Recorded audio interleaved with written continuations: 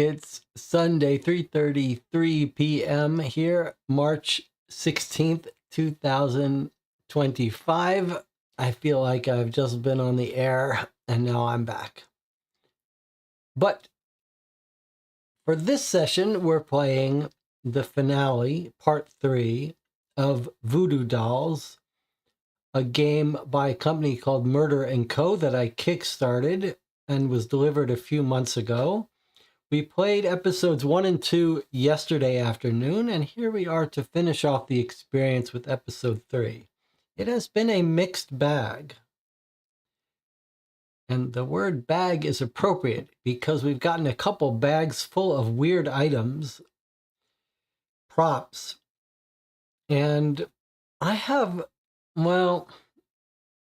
let's leave our final thoughts to the end, but let me remind you that if you are playing these games with me, we like to talk about them when we finish, review them, give our thoughts. I hope you will get used to keeping a pen and paper nearby so you can write down any game design thoughts you have that you don't want to forget to mention when we get to the end. Maybe your favorite parts, your least favorite parts, some advice for the designers. We try not to be too negative. Try to think of ourselves as providing constructive criticism. Now, sometimes the criticism can be quite harsh, but at least it should be, what would you call it? Usable criticism? There's a term for that. It's sort of productive criticism. It can be harsh, but could you use it to learn from? Like, you can't just say the writing is bad. You could go and talk about how you think it could be improved. We hit some real rough patches in episode 1. Episode 2 was much quicker and less painful. Was over quite quickly. I have some thoughts about this game to talk about. This is our first experience with Murder Co. They make a set of games, at least two other games that are like $300 games. This one was substantially cheaper at $110, but that's still quite a bit higher than most of these cold case dossier games. So I'm curious to see how it's going to end.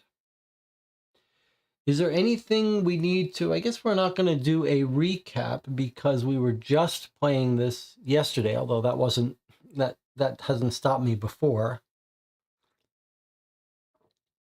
We basically got a story about a voodoo gang of people in New Orleans that are related by blood, many of them, it seems. And we've got 2 murders now. Murder by poison. And these are our cast of characters here. Eric Gere was one of 2 police detectives investigating the death of Travis Klein. And he is now shown up dead in a very brutal, painful death. And we're still working as his partner, trying to uncover who's responsible. And we believe it's part of this Voodoo Dolls gang that's responsible. And our first victim was a member of that gang who we think got killed for talking too loudly about making a profit off the gold buried underground in the estate of the LeBlancs. The rest of these people seem to be involved in this gang of illegal activity, though it's not 100% clear what their illegal activity is. But the most interesting thing that happened at the end of last session is that we learned that Sarah LeBlanc, who's a direct descendant of this voodoo wife of a pirate who buried treasure under their property, seems like she's related as half-sister with Maggie Hebert, who's driving around with Beck Bow, and these 2 use their aliases, but these 2 seem to be half-sisters and cousins of Ellis Landry. They're all this whole familial plot with pirate treasure and stuff seems like it's the key to all this. And over the course of the 2 episodes, we've ruled out two members of this gang based on timeline alibis. Marcus Davis was in the campground where we believe Eric Gere was poisoned and kidnapped and stuff. He was acting undercover. They must have discovered him. And Jacob Hernandez was out of town even earlier. So we think these two are innocent. Sounds like the game is going to try to have us narrow down maybe on one of these two as the real culprits, or maybe even Ellis Landry, the son of the Gator guy. But so far we've got lots of details that we haven't made use of yet. We did discover a little shrine where it looks like maybe a spell was being cast against Eric Gere or something, but it's not clear what the game is going to ask us to do in the end. Are we just going to find the one person who's using this beetle toxin to kill people? We know that both people were killed with this beetle toxin that takes like a day to take effect. This guy they put underground tunnel and he just died slowly. It was a pretty miserable death. But I'm curious to see what we're going to be told to do. What is the solution of this case going to look like? I wonder if it's going to turn out that these two people were in the bar and overheard him talking, but I guess we don't need that. If they're sisters, they're involved already. All right, that's where we are. Is there any other bookkeeping to keep track of? Not really. We can get into it. Let me go get the box here.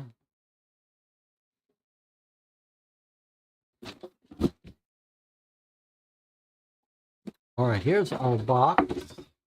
And we've got episode 3 in a big, giant, heavy thing. This feels like it's like 5 pounds of stuff in here.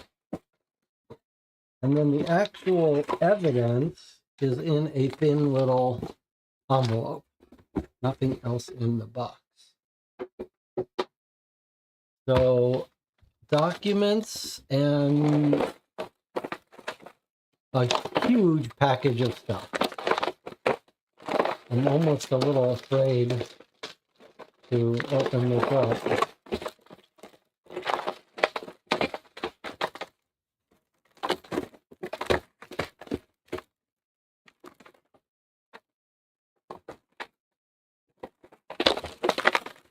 All right, here we go. Let's see what this is.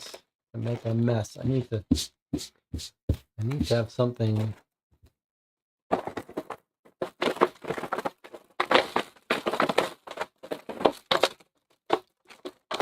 Oh my God, what a mess.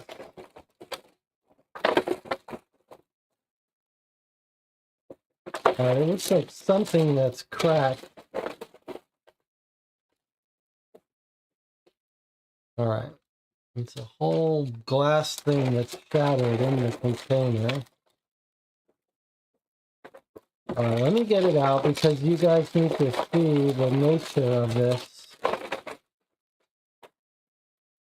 It's a jar of glass porcelain clay that's cracked, not on purpose, but just in shipping, I guess. And I'm afraid it's like toxic beetle venom is in this jar, and I'm now contaminated. So this should have been, I guess the idea was that, oh, I cut myself on this porcelain. This looks like a jar that if you like this kind of gimmicky stuff, you would open this up and have a nice ceramic jar to keep. But given that it's broken, that's of very little use for me.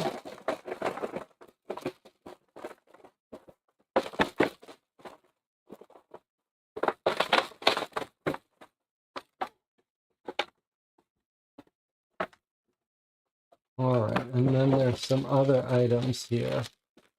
Looks like a pen and a little piece of hair or something. All right, so this empty jar here, it looks like it's a double-walled jar. Trying to show it to you so you get the full experience here. Let's read what it was supposed to be. Okay, it says it's a travel coffee mug. A travel coffee cup. All right, so double walled. So maybe if you got this, if you bought this game for $110 and you wanted a double wall insulated ceramic cup with a nice wood bamboo top, maybe you would find this a nice, useful thing to have in your life. There's a bunch of shards. It's not much use, though. Okay, so what does it say here? Bag sealed by McGray, August 22nd. Went from McGray to the lab, and then the lab back to Maeve, which is our detective. We're told that his body was found with a travel mug. And I guess this is it. We're going to learn more about it later. But if it's anything like the other evidence we've gotten, it's of no evidentiary value as an item. We don't have to study it. We don't have to understand it. Is it possible something's under the lid or something? Probably not. I don't want to cut my hands trying to unscrew it. So we'll just put this out of the way. And if we need to, we'll go into it more detail later. Let's get the rest of the stuff out. In fact, let me just get the box.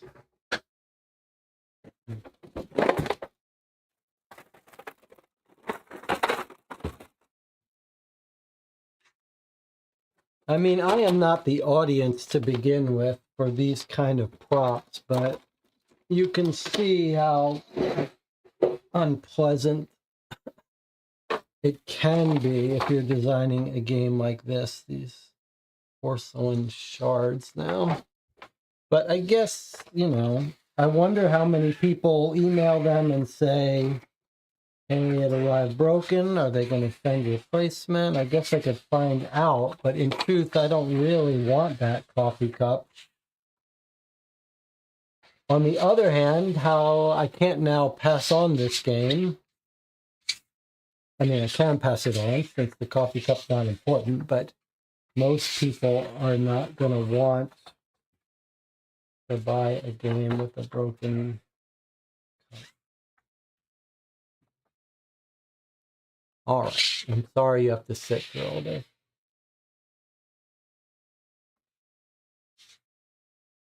We'll talk about all this at the end. All right.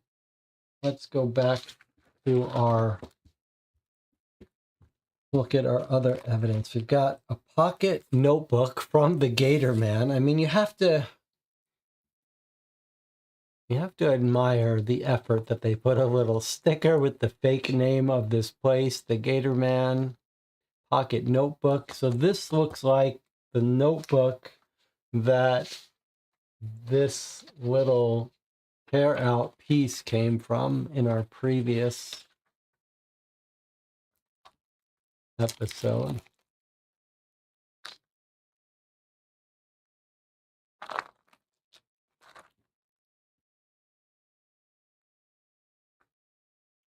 Pocket notebook, 48 pages to record your discoveries.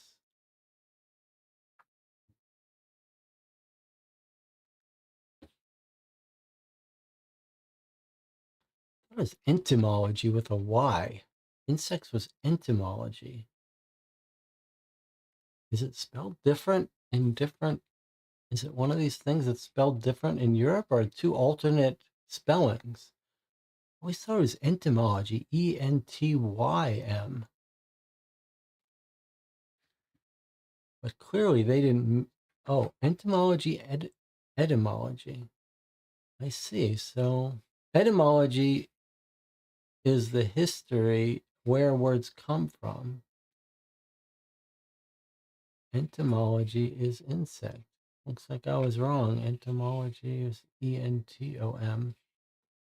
Okay. Insects versus true bugs. All insects belong to the kingdom Animalia, Arthropoda.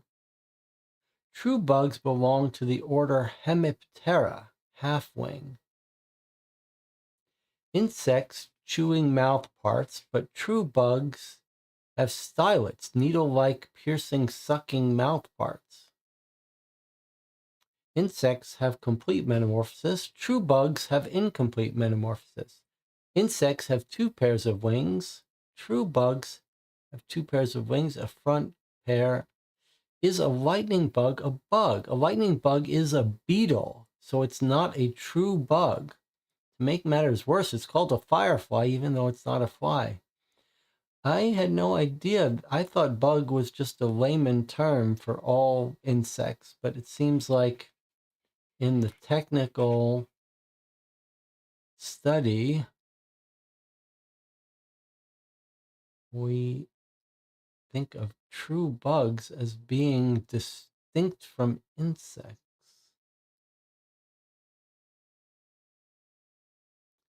This says a lightning bug is a beetle. Where does beetle fall into this?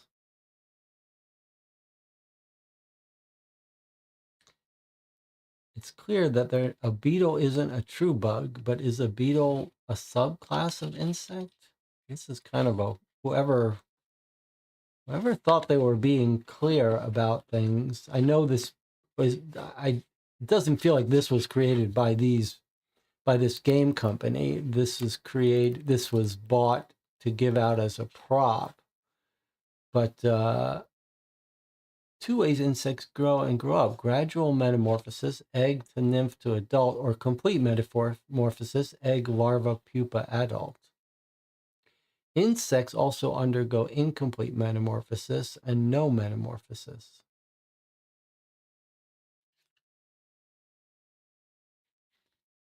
Okay, we got the head, the thorax, the abdomen. And here's a moth. 4 wings, hind wings. Millions identified species of insects. This is not as clear as it could be. Like insects versus true bugs. And then now they're talking about a beetle. Like I'd love a little, just a family tree about are insects and all insects belong to this, but true bugs belong to this. What is the category that they're both children of? And where are beetles? So I wish they could have been a little bit clearer about it, since our case is all about beetles. And it's not clear what they're saying. Is a beetle a true bug? No. A lightning bug is a beetle, so it's not a true bug. None of this is relevant for our case. I'm just curious now. It says a lightning bug is a beetle, so it's not a true bug. So beetles aren't true bugs.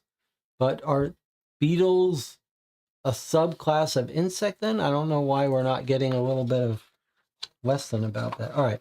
So this is just a prop. There's no writing in it for our case. It's just a fun little thing you can keep. Maybe this is going to be of some value in our case, but I don't think so. I think it's just a fun little prop. It is tied to our case in the sense that that's where this sheet of paper was stolen from Ellis Landry, who we're told his father liked entomology. Let's see what this, sorry, I shouldn't have done that. I don't zoom in with this one. I use this for that. Oh, yes, I do. This is the wide view. This is this view. Okay. Let's just take a look. Okay, so this thing was Given to the lab. Where did they find it? August 22nd. Oh no, this is the thread. Sorry, this one didn't have a location. Okay, so here's the thread we're looking at now. All right, so it's a piece of fabric thread. And let's see what it says. August 22nd. Black cotton thread from Eric Gear. Weren't told where it was found. Were we told it was found in the van? I don't think we were. Date sealed August 22nd. All right, well, like many of the evidence items in this case, maybe we're going to learn about it later. But it was sent to the lab to be examined.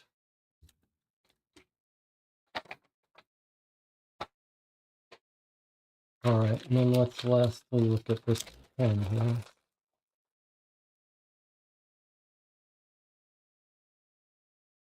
Well, Lissa says, beetles are insects of the order Coleoptera.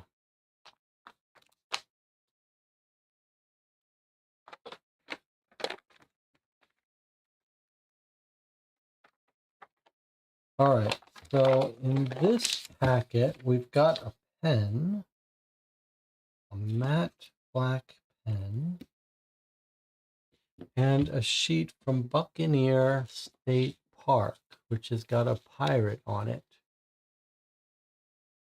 It's in Mississippi.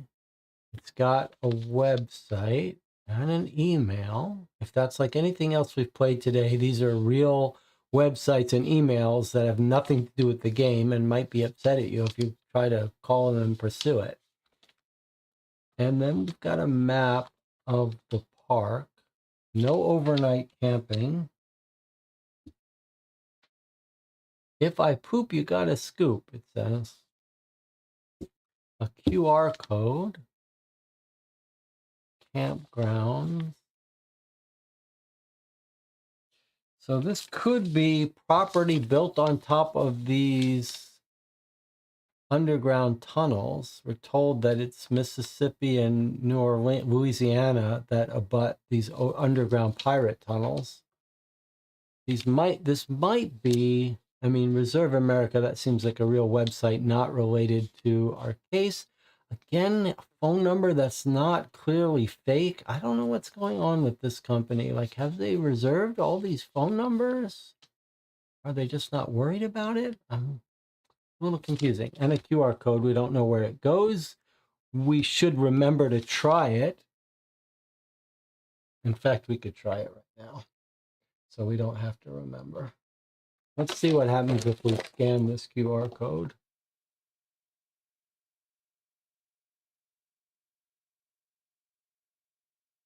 Is it not even going to scan? Is it a QR code that's deliberately broken? Or is it just hard to scan? Okay. We won't worry about it for now. What are we told about this?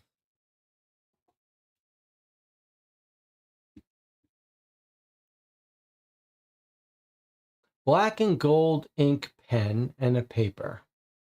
Not very descriptive. But there's stuff on the back. Let's see what's on the back. Baron Samedi and Erzuli Danter. Baron Samedi and Erzuli Danter. Tunnels are not full of water. Each entrance marked by VV symbol on that stupid novelty map. It's been right under our nose. The meetup location at Erzuli Danter, so that's where to send the police if they're somehow able to pull off this robbery. I only have a approximate location because I'm doing this in my tent and I don't have access to the stupid tour map. This is going to be from Eric.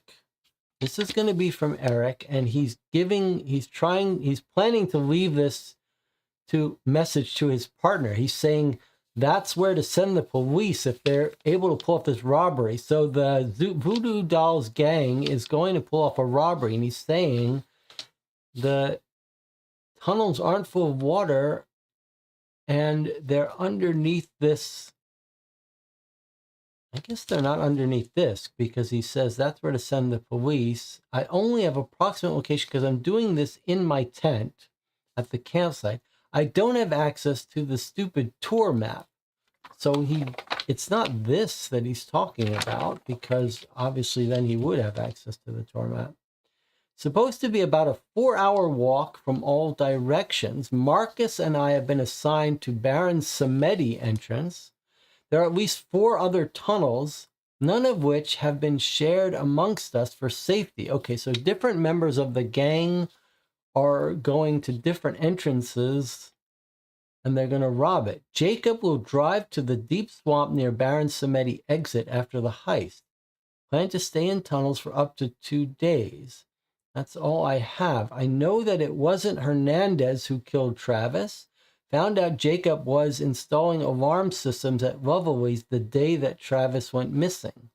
The invoice I left you last time is his alibi. This will most likely be the last note I can get to you. Phones are garbage tomorrow, and we're going off grid. Phones will be thrown away tomorrow. Okay, so this is from Eric Gear. He's trying to tell his partner before he's killed what their plans are, that their gang is doing this robbery, and that they're underneath the tour map or treasure map. He says tour map. Presumably not this tour map, but the tour map of the voodoo place. I think we have, I'm not 100% sure. He's been assigned to Baron Samedi entrance, and there are 4 others.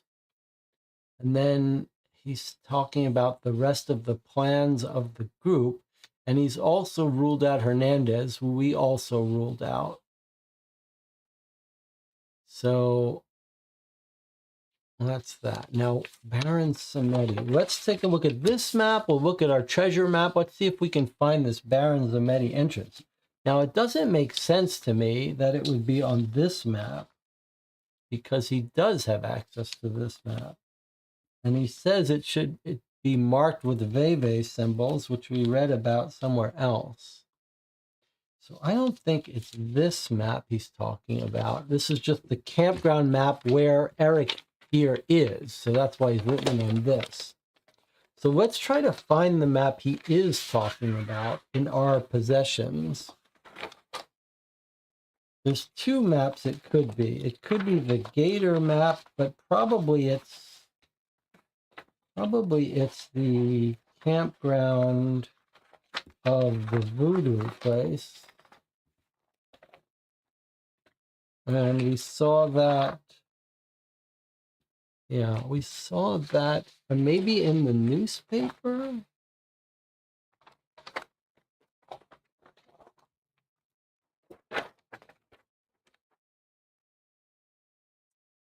Here, or did we see that on one of the online pages as well?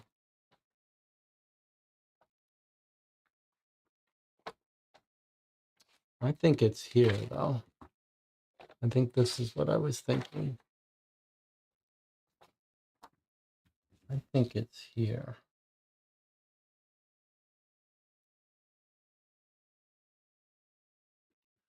So look, that's the quote that the sisters have tattooed on their arm. And is that the Veve symbol? Where did we see what a Veve was? Like, there's another heart. Yeah, look, that matches up with that.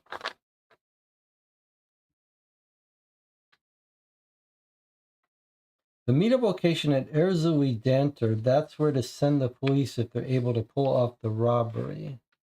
So it's a heart with a sword going through it and an M on top. So that looks like it matches that. Does it also match all the hearts? No, just this one. So I think this one is what he's talking about. Erzuli Danter. This is the meetup location on the property of the LeBlancs. Right there.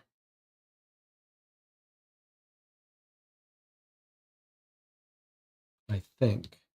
But we've got a couple other similar places. But I think those might be the Veves we hear about. And here you can see on this one, it's got a latitude mark. And then somewhere, is it here where this is the lost piece of the map in the newspaper?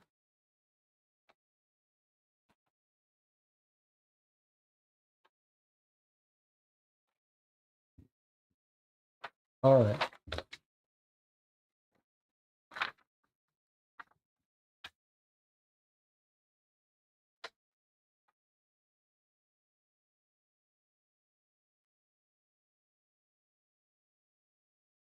Somewhere we were told about Veves, maybe in here or on a newspaper.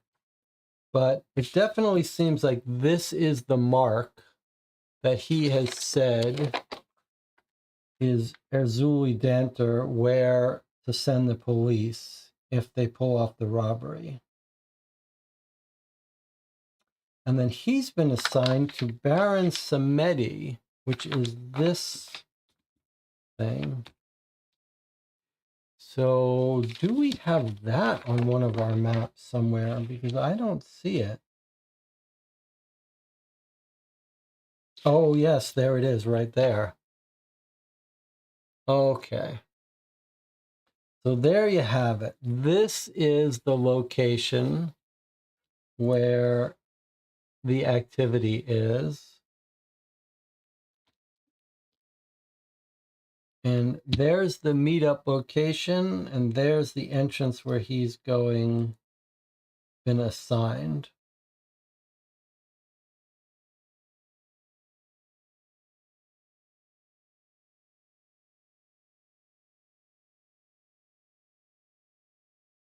And maybe these are the other Veves, where the other tunnels are that they're going into.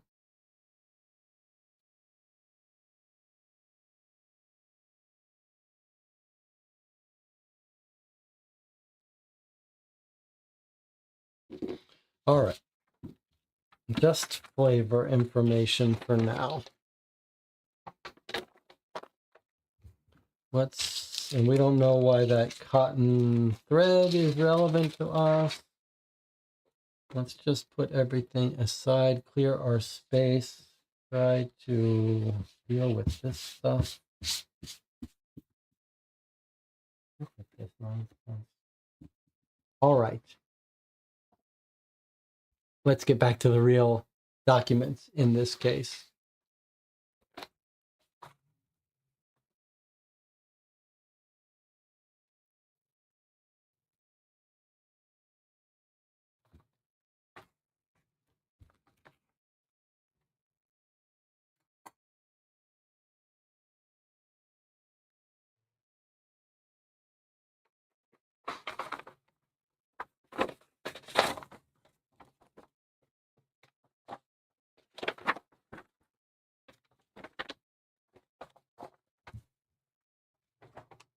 All right. So we've got our assignment for today. Who was the killer and who was the accomplice? Jesse, the camera's not working correctly. All we see is your shoulder. What are you talking about?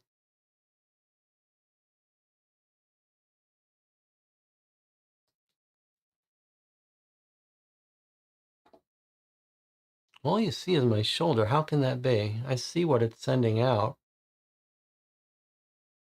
DJ Moneycut says it looks okay on my end. I think, Melissa, something must have gone wrong with your view. Can you reload the page? Let's do it this way. Marco says I'm fine with the camera. Okay, yeah, I think something went wrong with Melissa's view, but it's probably just the YouTube viewer. Just reload the browser page, and I think you'll be okay. So, okay, who was the killer? Who was the accomplice? It just says go to the webpage to solve it. Now, presumably we're talking about Eric Gere's killer, but it's not clear. All right, let's look at the evidence we've got today. We've got some more notes, more pages from the notebook of our detective Maeve. Little article about Eric Gere. Another note left by Eric to his partner. Scientific analysis, evidence form, storage unit invoice, more CCTV cameras, and a sealed letter to Maeve. Okay, well, let's go through them.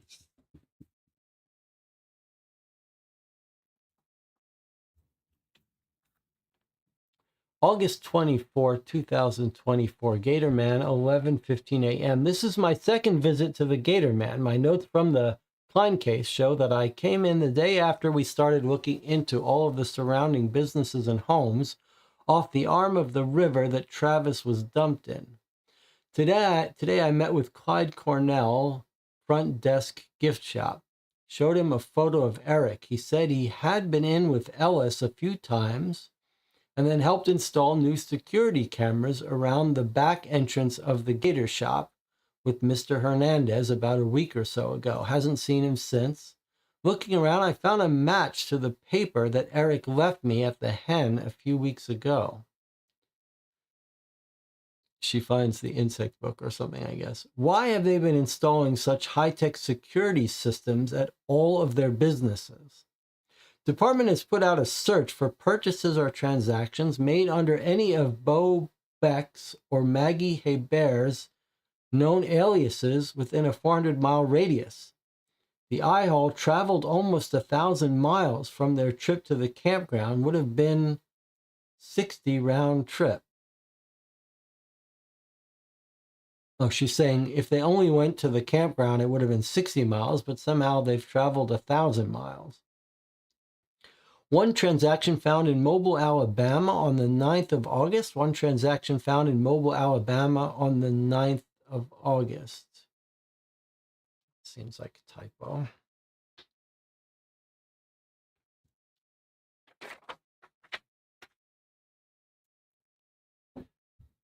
Louisiana Museum of Art, August 25th, interviewed Edgar Tuppence, showed Tuppence photos of Sarah, Maggie, Beck, Ellis, Jacob, Travis, Eric, and Marcus. Edgar identified Maggie and Beck as part of the catering team that the museum hired for their current exhibit. They have been showing up for work every day until the 23rd. Their last two scheduled work days are the 29th and 30th. Edgar recognized both Jacob and Ellis as the two men who had set up the new security system for the glass cases that hold the exhibit about the Black Caesar's found treasure. So they're setting up security for this museum. He did not recognize Travis, Eric, or Marcus from the photos. Phone call with Pure Life Insurance, August 26th, 2 hours on the phone with Carol, employee ID number 68223. Admission number 7899321 1A was denied by the company after the policy was reviewed. Policy was taken out on 3/30/2011. Company has a strict policy on time. The policy is held as well if there are false statements on the application. Some other reasons include death from illegal activities, suicide, homicide, with insurers investigating claims thoroughly. Policies were taken out on Nessie, Sarah, Ellis, Landry on the same day. Was someone planning on killing them all? I need answers today. I feel like time is running out on this investigation. Wow, things just got deeper. Policies are taken out on members of this gang? Nessie, Sarah Ellis, and Ellis Landry. So first of all, who is Nessie?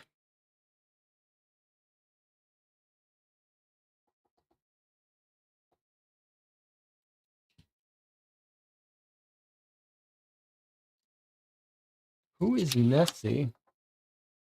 Does anyone know who they're talking about? Nessie?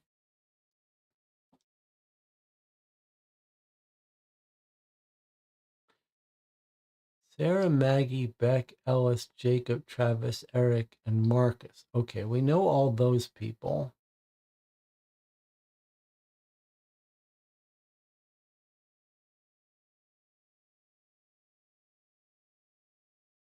But who's Nessie?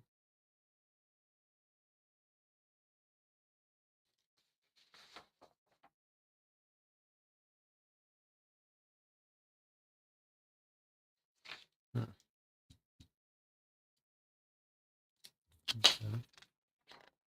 That's the end of that document. Maybe we're going to find out later.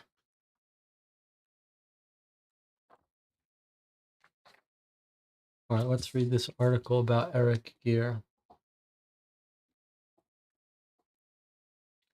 Mysterious death of New Orleans detective Eric Gear unveils intriguing secrets. New Orleans, Louisiana. The body of New Orleans detective Eric Gear was discovered yesterday, shedding light on a perplexing case that has captivated the city. Detective Gear, who had been working on an undercover assignment, was found dead near a construction site buried 30 feet underground. His partner had reported him missing after he failed to report to work. The circumstances surrounding Detective Gear's death have left investigators puzzled. It appears he may have become trapped in an abandoned tunnel that dates back to the 1800s. This tunnel is believed to have been used by one of the most enigmatic pirates of the 19th century, known as Black Caesar. Legend has it that the Black Caesar used these tunnels to hide a vast fortune of nearly $1 billion in gold. Despite years of speculation and countless attempts to locate the treasure, it has remained elusive. Detective Gear's ultimate untimely demise had brought renewed attention to the mysterious tunnels and the treasure they potentially held.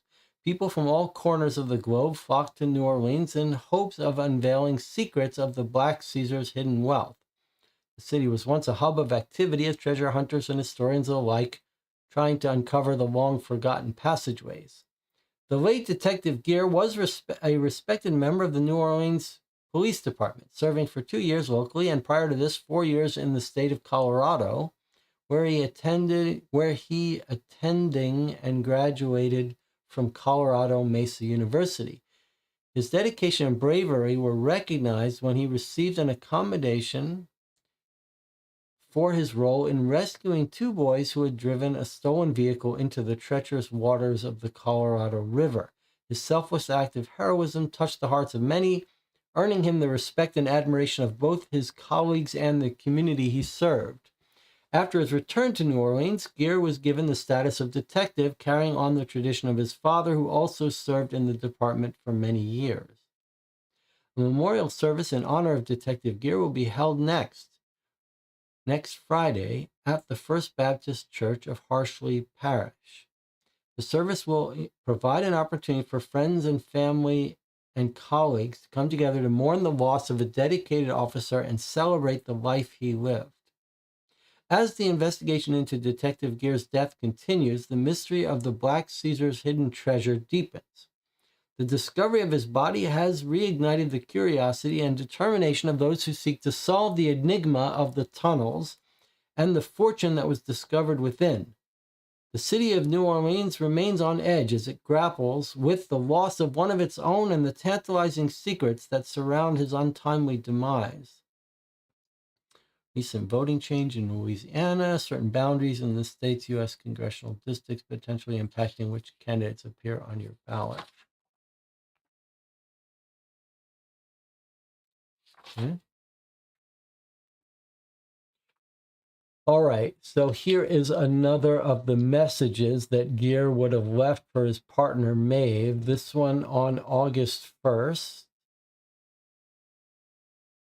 4 large Cokes. So he's drinking with, and like, so it's the 5 of them at the campground again, or the 5 people. And his note says 8:29. I wonder if that means that's when the robbery is planned.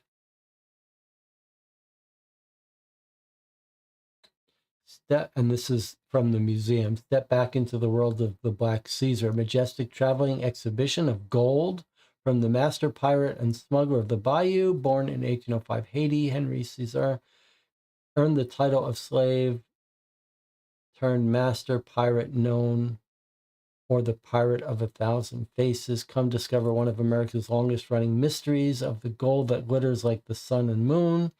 After a few years away, the treasure of the Black Caesar has returned to Louisiana for a long-awaited viewing. Along with the exhibit's rarities, read about the treasure that was shrouded in mystery and the curse that prompted the mighty pirate to hide this mass fortune.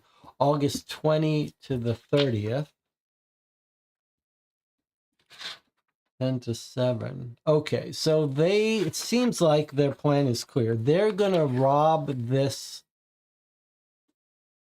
stuff that belongs to their family, they may feel that it's owed to them. They're planning on robbing it. They've gotten themselves hired as security for the museum, and they're going to go up from the tunnels to rob it and bring it out from the tunnels. I don't know why there was a discussion of 4 different entrances, but it looks like here's their planned date. So we know what they're planning to rob and when and where they're planning to meet, it seems. Is Nessie part of Lovey's family? They listed a bunch of her relatives when we heard her story, maybe. DJ Moneycat says, Gere's dad was a cop. That's likely his photo on the voodoo wall. That's a very, that feels like it's right, because that does feel like an old photo. DJ Moneycut is talking about this photo. It would also explain how, Mama Nessie. Okay, Nessie is the mother of Sarah LeBlanc, but she's dead. She's dead. Okay, so someone may have taken out a policy on her. Blood turned black and flesh turned blue. I will curse you if you force me to. I'll curse your eyes and I'll curse your lies. I'll call down a plague of flies. Blood burn black and flesh burn blue. You'll lie to a queen and she'll kill you. And so this might very well be Gere's father, and maybe that's how she recognized him. On the other hand, she's not the one taking out a policy on herself, probably. Okay, let's see what else we got. All right, so this is the CCTV we requested earlier at the Stop and Go. So we've got a picture of Sarah LeBlanc, camera 2, 8:35 a.m. This is the morning of Eric Gere's disappearance. You can see there's the van in the back, and here is Sarah LeBlanc, and that's her scarf that we have in one of our packages. Anything else jump out at you? Phone, there's our van, there's the Stop and Go.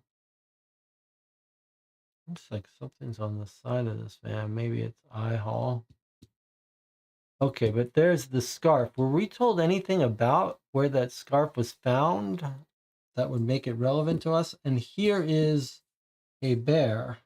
What's she up to? 8:17, so 2 minutes past the other one. There she is. Nothing jumped out here. There's the van. Doesn't seem like there's any useful evidence for us here. But we've put those two at the stop and go. We did that. We always believed they were there, so that doesn't really help us. The scarf seems the most important. Okay, so here is the bottle that we should have gotten. And it has fingerprints on it. All right, there were no actual fingerprints on ours. Trace evidence of chitin has been sent to the forensic lab for testing, found in the coffee residue. So there's the travel mug, what it should have looked like. They've matched thumb index and middle right with Maggie Hebert on the lid top. Then on the base of it, they've matched Eric Gere. And then they've matched Marvin Holmes. Bottom right. Okay, Marvin Holmes is the employee of the stop and go. As long as he was working that night, there's not going to be anything suspicious about him handing it to the customer. And then a right thumbprint, no record print found inside of the mug lid. Huh. So that could be either someone messing with it or the manufacturer, person working the assembly line. Mug found near the body of Detective Eric Gere. So under the tunnel, he's got this mug with him. Interior container had less than 0.1 grams of liquid. He drank it all. Smudged partial thumbprint inside indicates person who poured liquid inside was holding it by the lip of the container in order to add something like sugar, milk, or poison to the already poured contents. Two almost complete handprints found. Both belong to Officer Eric Gere. So they sent him down underground and they gave him a poisoned mug of coffee.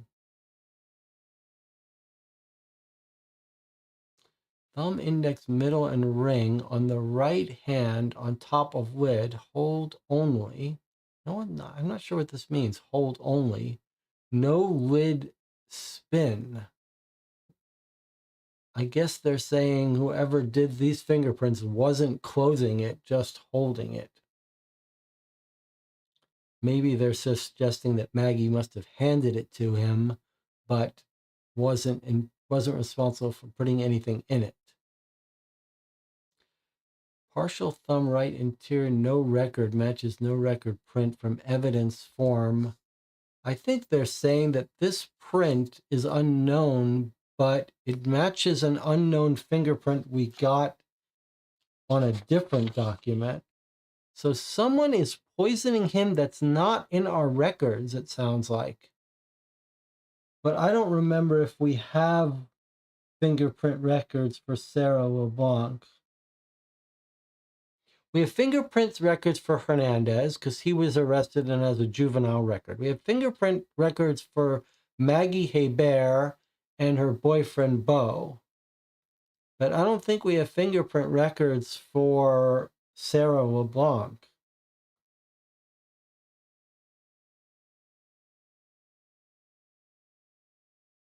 So that's consistent with this, right? We've never picked up Sarah LeBlanc's fingerprints because they're not on record.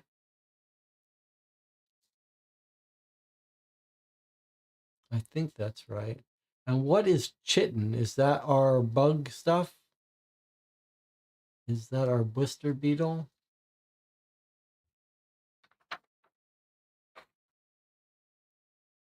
Okay, storage unit, name Mirage Gabshir. That's the fake name, one of the fake names of Maggie Hebert. One of the fake names she uses is Mirage Gabshi. Okay, now what is she doing here? Paid in full, August 9th, interior unit, temperature control. I think she's just reserving this storage unit so that they can store. It's temperature controlled. I think this is where they plan to put the stuff they steal. Mirage is renting this unit for her husband, Eric. Unit will stay empty for a couple weeks while they pack their home before his move. She or Eric will be back to do pickup and then possibly extend the rental. Keep unit available for longer stay. I think this is their plan, is to put the... Oh, it's in Alabama. That's what they... Remember, they took a trip all the way out to Alabama. I think their plan is to store the robbery stuff here out of town. Or they're storing their equipment to break in here. But the fact that they want it temperature controlled suggests to me like they're going to store the stuff they robbed from the museum there. The museum stuff needs to be temperature controlled. Almost nothing else does. That's my theory. Okay, what's this now? Here's the analysis of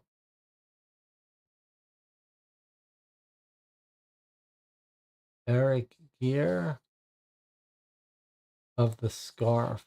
Okay. Black and white cotton scarf requesting fiber analysis for a match to the black thread found on the victim's body at the scene of the crime. I see.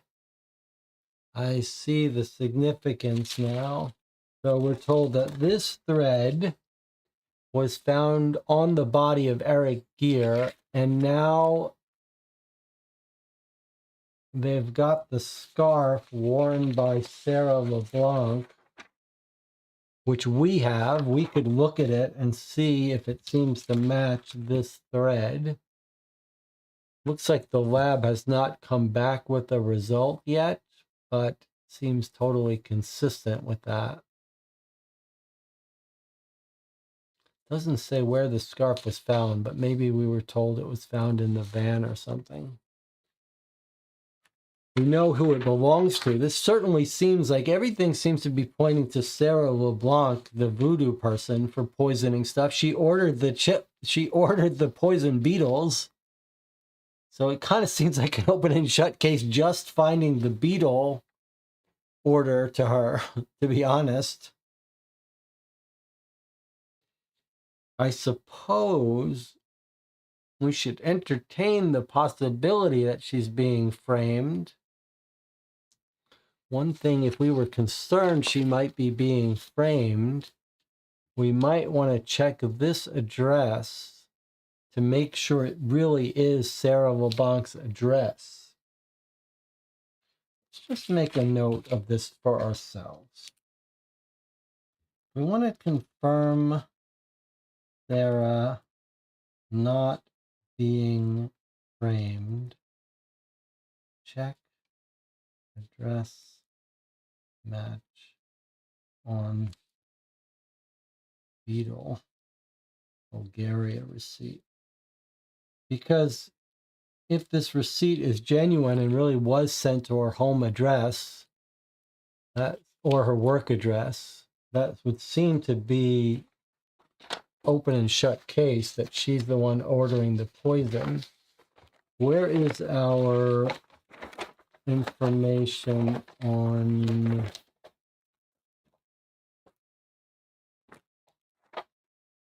where did I put the voodoo place?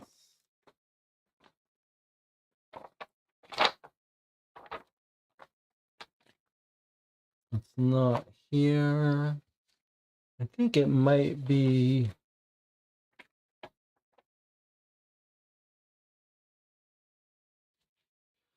101 Live Oak Drive, Seidel is where Queen Lovely's is, and that's exactly where the beetles were sent. So, to me, this is sort of open and shut. She's ordering the beetle poison. Isn't it kind of obvious that it's her doing the poisoning?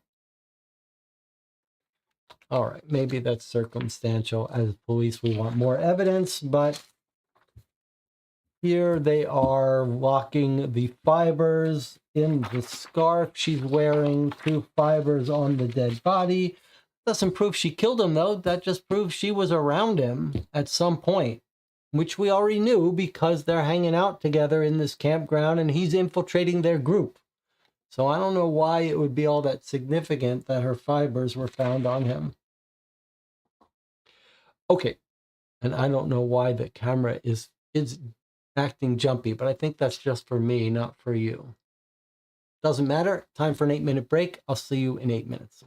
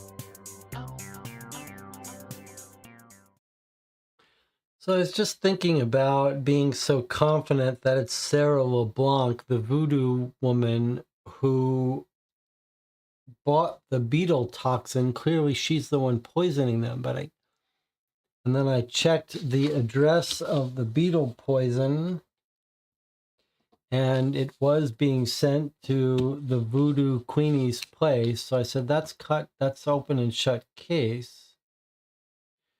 But I guess you could say that the guy installing the security system, her cousin, Ellis Landry, you could imagine that the Voodoo Queen is buying this stuff for her own spells and stuff. Remember, this beetle, 3 kilograms, that seems like a lot, but it could be used in her other rituals. And you could imagine Ellis stealing it. He knows about entomology. You could imagine him stealing it from her and using it to poison people so that he could frame her. Or the two of them working together. I'm not sure. Now, the next item, the last piece of evidence in our file, the last evidence is this sealed letter. Sent on August 18th to Maeve. From who?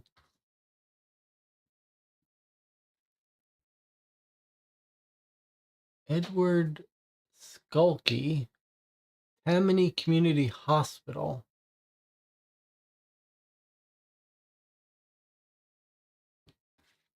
On August 18th. So it's not like, if you look at this, the structure of this box, what we're used to this being like the solution. We're expecting to find in the box a solution thing, but it's not the solution. It doesn't say don't open it. It was sent before the end of our case. So I assume it's just another piece of evidence for us to read. I don't know why it's sealed and whether that means our detective has never read it. Kind of a weird situation, narrative way to explain.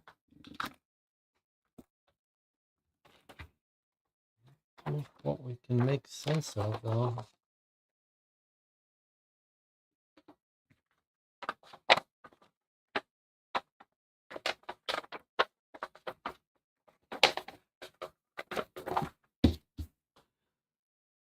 Okay. Edward Skulky, and there's his phone number that seems real. Detective O'Sullivan, questions regarding Nessie LeBlanc. This is the mother of Sarah LeBlanc. She must have written to them, ask about Nessie.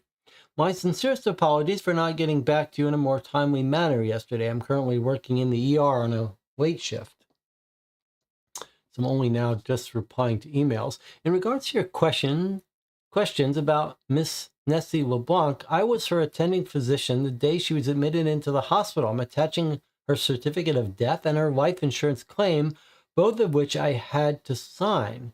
These are the only documents I have records for Miss LeBlanc. Now, as far as your questions regarding foul play, I don't think that holds any water. Miss Nessie had a proclivity for the more homeopathic home remedies. Around these parts, you'd be better off not crossing a Monbo, for fear they might make a gree-gree with your name and insert a few pins in you that could change the way you feel real quick. She was a handful, and I liked her enough, but she wasn't going to ever take my advice on her health care. I never did report it to the life insurance company because when she did come in, she said that she had not taken any of her home remedies. But in hindsight, Miss Nessie probably mixed up the wrong batch of herbs for some minor pain and poisoned herself. By the time she came to the hospital, she was too far gone to treat.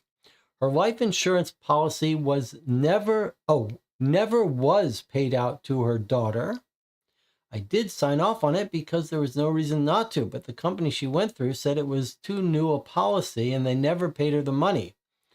I think it was something like 30 days new, so it was just bad luck she became ill and passed so soon after taking it out. Few of us helped out with Miss Nessie's funeral expenses and the hospital bills because Miss Sarah was unable to pay them. Poor girl has never caught a break and has been left with a whole handful of problems over this. Anyway, I hope this answers your questions. I mean, the daughter was suspected in the mother's death right from the start. So it sounds like she took out a policy, 30 days, killed her, and then the insurance company said no. Okay, here's her certificate of death in a very nice looking, real looking document. April 28th, 2011 at 2:06. We've got a real looking social security number. Submitting spouse, Charles Hebert. Remember that connection between the cousins and stuff. Okay, there was her home where they have the club now. Honey Island Swamp. Sarah LeBlanc is the surviving person, buried in Pearl Hickey Baptist Church Cemetery. Funeral home. Death is undetermined, signed by the doctor. Respiratory paralysis, gastrointestinal bleeding, and conium maculatum, whatever that means. But these are consistent with the beetle poisoning, right?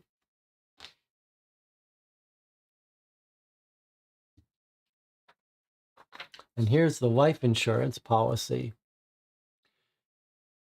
All right, I have been Nessie's MD for 15 years. So the doctor signed off on it. Respiratory paralysis, conium maculatum. Maybe someone could search for that, or we could look for it in our list of how this toxin acts.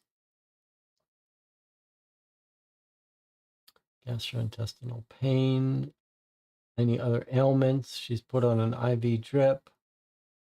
Okay, so Edward Skulkey and then Nessie, do hereby solemnly declare that foregoing statement is true to the best of my knowledge and belief. This is the statement for death claim. So we're not seeing any signature when she applied for insurance, so we can't check that. Conium maculatum is hemlock. Okay, so, well, whether she died of beetles, blister beetles, or another poison doesn't stop us from thinking the daughter poisoned her. And as Melissa's pointing out, we think that the son may have killed the gator guy as well. Like all the children are killing their parents.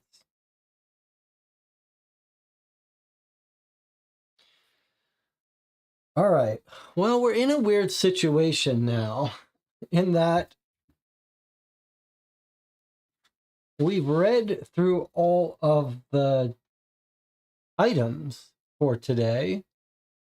They don't seem particularly deep. We got some photographs. We got some threads. We got fingerprints. Most interestingly, we got this map and this date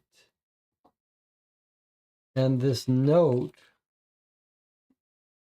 from Eric Gere before he was killed about their plan to rob the place, this gang. 4 other tunnels.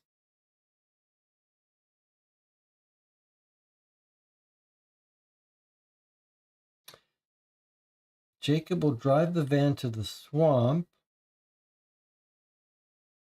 After the heist, they plan to stay in the tunnels for up to 2 days. That's all I have.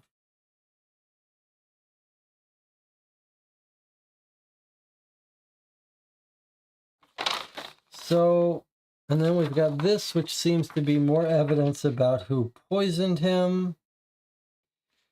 I do want us to look up what this unknown record print from a different form is. But it seems to, the odd thing is, I think we've reconstructed their plans here. But the little bit of the odd thing is that the assignment for us is who was the killer and who was the accomplice. That's weird. It's like it's not asking us any of the other details. It's just asking us who was the actual killer and who was the accomplice. So it seems to me that it's probably just going to be the Sarah LeBlanc and Ellis Landry, the two cousins who killed their parents.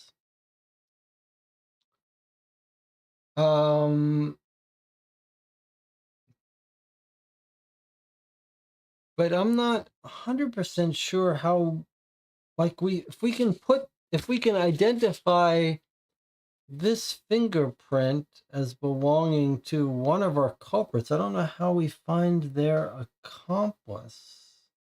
Like, couldn't any of these people be the accomplice? Why do we know that Sarah and Margaret aren't accomplices? I mean, Margaret's holding this container, giving it to Eric Gere. So should we not assume that she put the poison in it and then she gave it to Eric? So these two are the accomplices? How do we, and Maggie is the one renting the storage container. In fact, she's renting it without her husband, without Beau. Mirage is renting unit for husband. So is she in on it herself? The two of them are sisters. Maybe it's just the two sisters. I just don't know how we differentiate her as the accomplice versus Ellis as the accomplice. But these two are close, so maybe that makes most sense. They came back with the coffee, gave it to him. Is Ellis not even with them at the campground?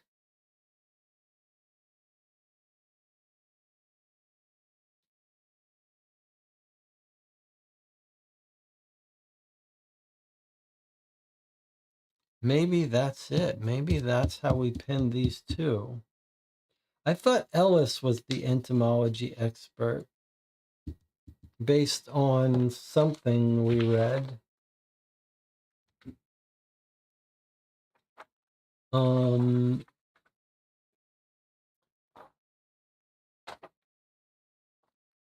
What was the insurance policy? That felt like a little bit of a clue. Like,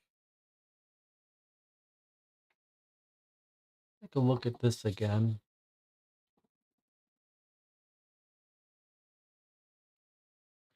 Showing him pictures of Eric, he recognizes him. They've been installing the security. They find items, transaction in Mobile, Alabama, which I think is the storage. Yeah, that's the storage facility. They're planning on storing this stuff far away. And then let's read who took out the insurance policies. Photos of Sarah, Maggie, Beck, Ellis, Jacob. Okay. Maggie and Beck are part of the catering team. They're going to help break in. Jacob and Ellis set up the new security system. Yeah, so they're all part of this gang. That's fine. Now, insurance. Policies taken out on Nessie, Sarah, and Ellis Landry on the same day. Was someone planning on killing them all? Now that makes it sound like it's Margaret Hebert and her husband. But that can't be the case, because why? Why can't it be the two people not on this list in the gang? Why can't Margaret and Hebert be the masterminds killing everyone? Poisoning Eric. There's one strong reason. The strong reason is that we've got a clear fingerprint on the person holding the coffee that would have put the poison in it. And that fingerprint can't be Sarah, it can't be Hebert and Bo Beck, because their fingerprints are on file. So it has to be someone who doesn't have a record, which I think gives us Ellis or Sarah. So I think it's actually the opposite. This is actually pretty clever. This might be my favorite element of this case. All right, let's see if you can follow my thinking. Ready? Okay. So here are the notes. They go look at the notes and they say policies were taken out on Nessie, Sarah, and Ellis on the same day. Was someone trying to kill all of them? And we know that Nessie, the mother, was killed by poisoning. So the natural thinking was, who took out policy on these three people and was going to kill them and try to collect the insurance? That could be our culprit. Now, what's the alternate explanation that's even more realistic and clever? So you look at this and you say, the mastermind is not one of these three. It's someone else who's taken policies out on the three and then is going to kill the three. That's sort of a straightforward reasoning. But what's a more subtle, clever, elegant explanation? What's a more subtle, elegant explanation?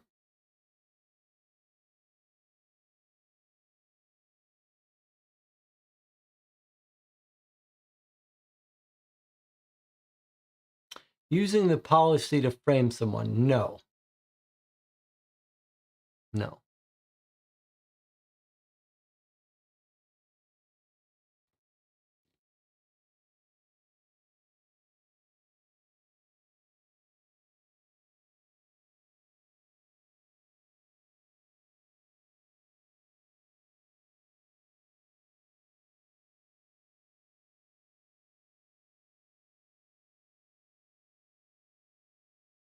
Using to eliminate yourself as a suspect. Yeah, basically, yes. That's what I'm thinking. I mean, look, it's much cleaner to say they go in, they're like, we're going to kill off, these are the two accomplices, Sarah and Ellis, the cousins. And they're like, all right, we're going to kill off your father. We're going to kill off my mother.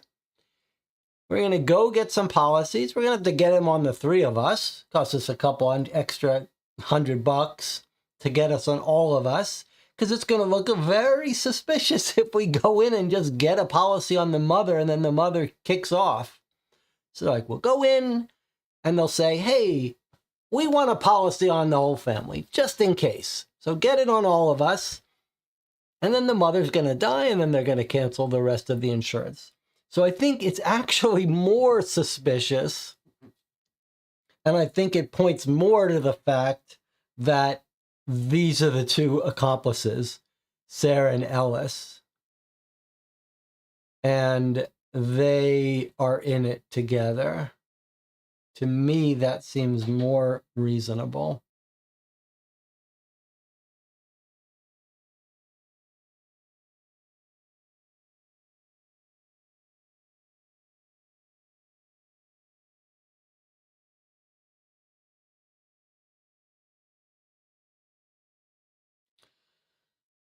Although I'm still not sure how to...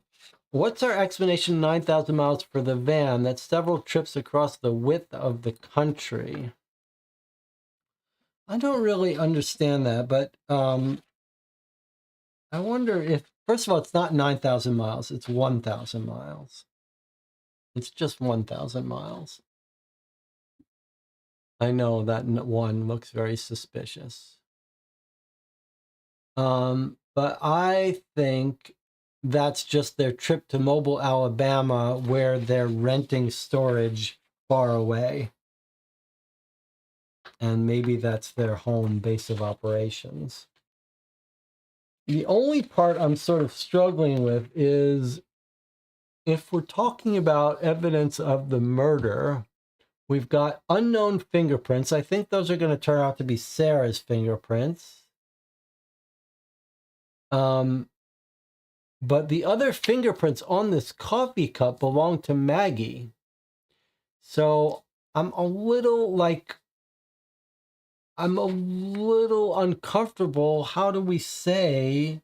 I mean, they're obviously all involved in this theft ring, aren't they? I'm a little bit hard-pressed to say how we know not to accuse her of being the accomplice. I mean, she did hand the coffee to Eric Gere, but whether she knew it had poison in it, I'm not sure how we answer that.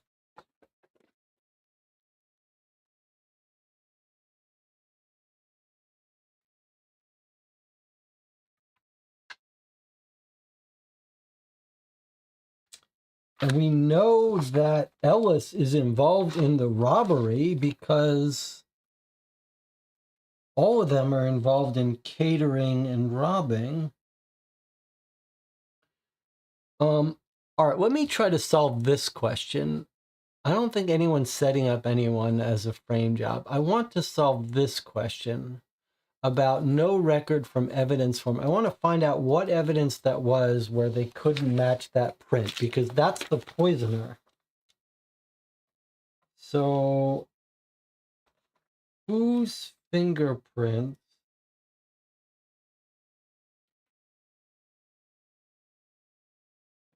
Remember Jane Topin, who bought the stuff that turned into chloroform, is the alias of Maggie Hebert. That's more proof that she's Maggie Hebert is to blame.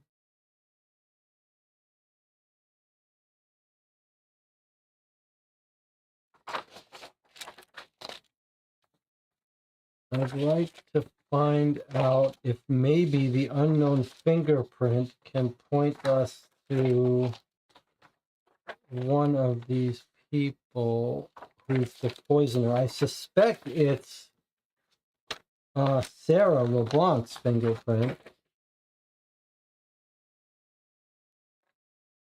I'm not 100% sure how to be confident about that.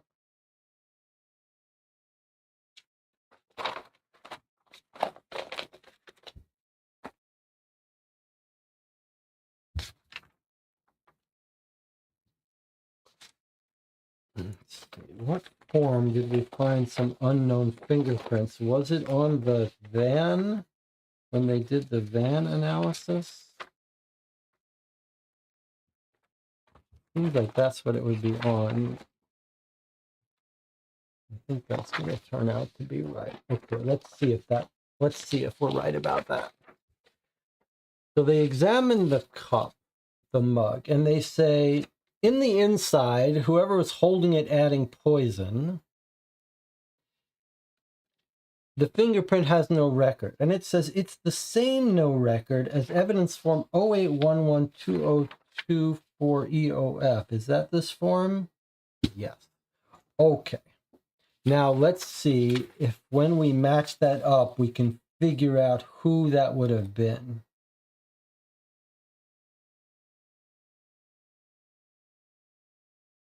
Right thumb. No record on file. Right thumb.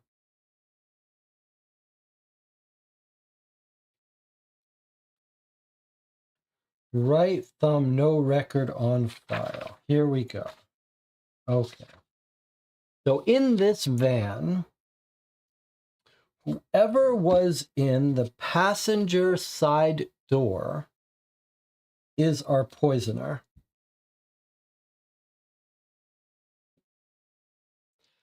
Back swing door, passenger side.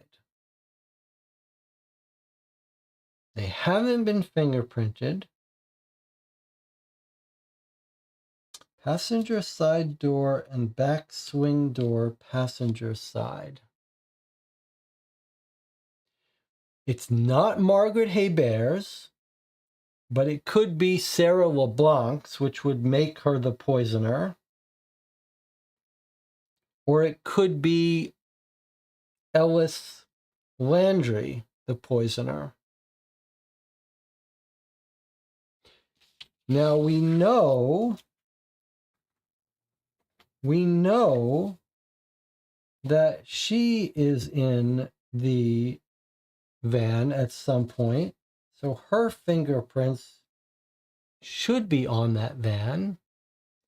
So is she the only unknown person who's in that van that mostly is just Margaret Hebert and her husband driving? And is there any sign that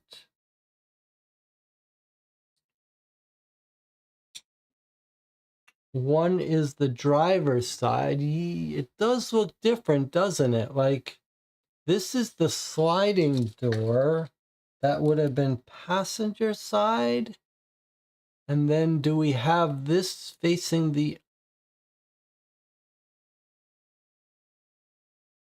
other direction? Driver's side? Is that right? These look like different vans. I'm a little bit confused at what we're looking at.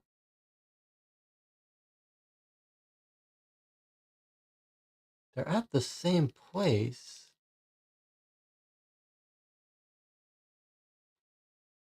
They're at the same place. Is this one looking at it from the other side?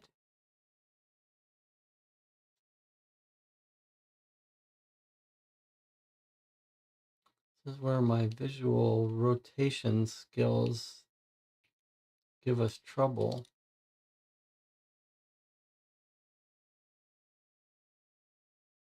Well, let's see how it could be washed out. There's a window here.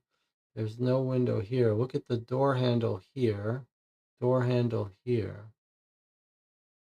The only question is one of these a reversed image? They're both at the stop and go at the same place. It's certainly possible it's a different van, but if we were looking at her from the other angle, there's the stop and go. What if this is on the other angle?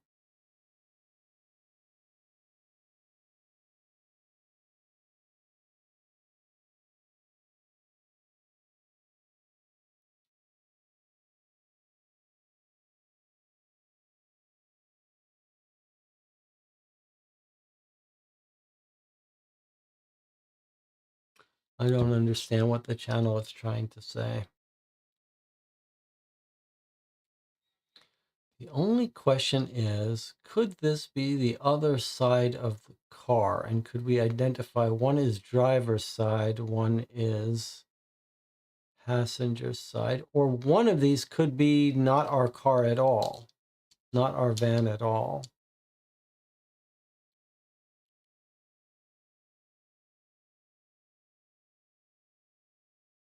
They look on the face of it like different vans.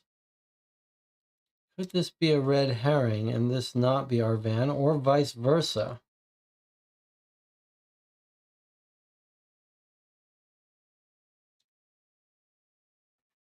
I'm not sure it would help us either way. I mean, presumably they both arrived in this van, whether it's the same van in both pictures or whether we're just made to think one is a van.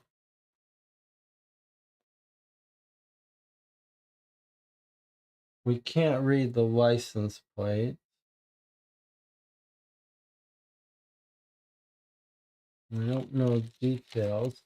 What about the statement of the Stop and Go employee who gave them the coffee? Maybe we could reread that and see if that sheds any light. Look above the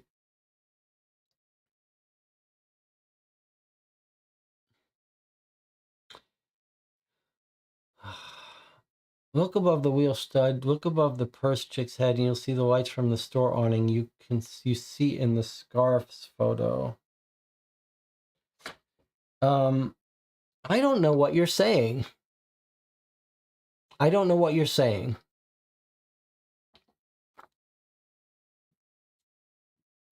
I don't know what anyone is saying. I don't know they look like different vet cars.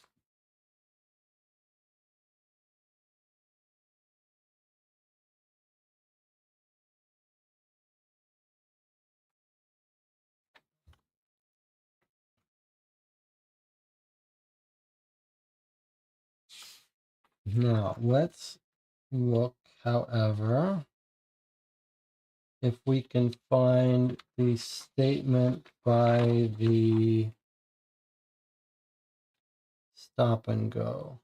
Yes, okay, let's read this. Maybe the chat can try to be clearer about what it's thinking, but I want to reread this interview with the Stop and Go employee. The morning clerk, Marvin Holmes, was on his shift. CCTV stills are going to be sent to us. That's what we were looking at. The black girl came in to get 5 or 6 coffees. I helped her fill one travel mug. Both ladies used the restroom. The black girl is the girl who got the coffees. That's it. That's Sarah LeBlanc. But unfortunately, I mean, she's in the van and she's the only unknown fingerprints. There are only one set of unknown fingerprints. That seems like that's Sarah LeBlanc. And since those fingerprints, I mean, this is the key. There's only one set of unknown fingerprints found in this van. It's this fingerprint. The same fingerprint is found poisoning the coffee. It seems to me then, since we know Sarah LeBlanc was recently in this van, that seems to say that this should be Sarah LeBlanc's fingerprint. She wasn't the driver because she didn't rent the van, so it makes sense that she's the passenger. We know she was in the van. We know her fingerprints should be in the van. So it seems to me that's fairly conclusive that this fingerprint should belong to Sarah, which means this fingerprint belongs to Sarah. The chat says, if the store clerk handles the cup, his print should be on the cup. Well, they are. They are on the cup. Marvin Holmes, that's the clerk. His fingerprints are on the cup. Just like he said, he helped her fill some of them, or this one.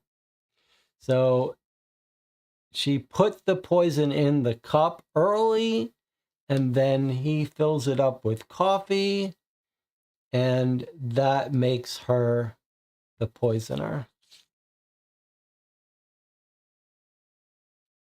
The person who held this put the poison in it, then the guy fills it up with coffee. Maggie eventually hands it over to Gear, but it's already been poisoned at that point. And whose fingerprint is this? Well, it's the same fingerprint of the one unknown person who was in this van in the passenger seat. Not Maggie, not Bo, not Marcus. That means it must be Sarah LeBlanc. It could be Ellis, but we have no indication that Ellis is in the van. In fact, it seems like Ellis is the motorcycle driver. He might not even have been around. So to me, it's very clear that Sarah LeBlanc is the poisoner. The only thing I'm struggling with is how to name the accomplice, because Maggie is clearly the one who hands over the cup to Eric, and Maggie is clearly the person who is driving with her to get the coffee and renting the storage space. But I don't know how that makes her definitive accomplice in the murder, except if we say that Ellis was not even in the campsite because he was still gone on a motorcycle.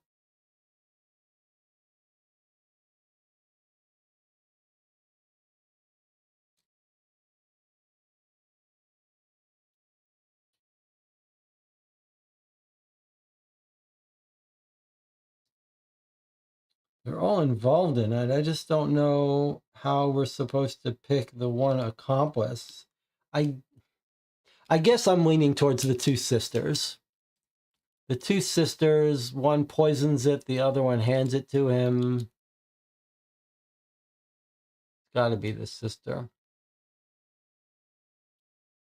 DJ Moneycut says, I guess you could say maybe it has to be Ellis because LeBlanc wouldn't know how to make the poison. I don't know. The only thing, when do we know, let's see, where did we know that this family is the entomologists?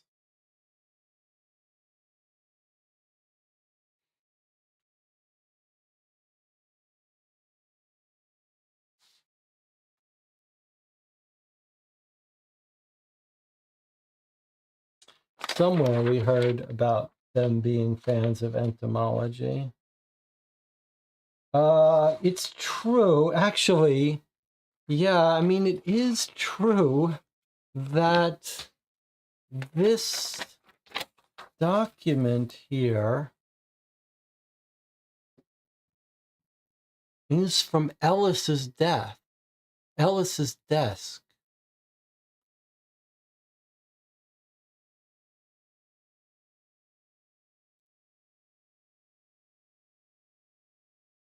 And does this mean that Ellis is the one who's figured out the website to order the poison?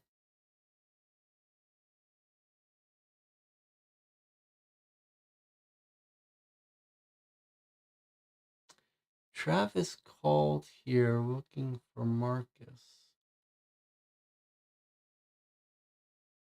We're told these are taken from Ellis's desk. So maybe this does implicate Ellis.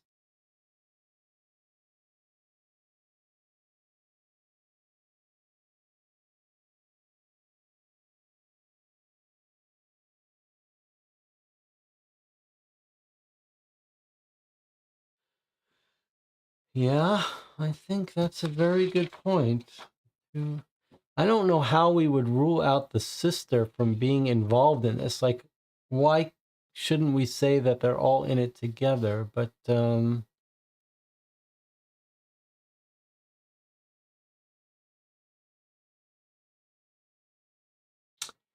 might you not make the case that Ellis is trying to figure out if she's killed anyone and this is his independent research?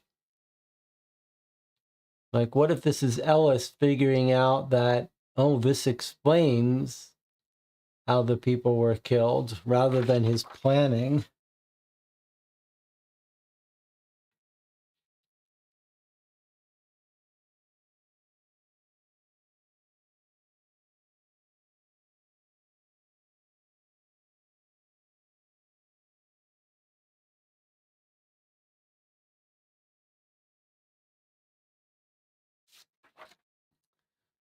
Give me a moment. I've got to stop the update on my laptop.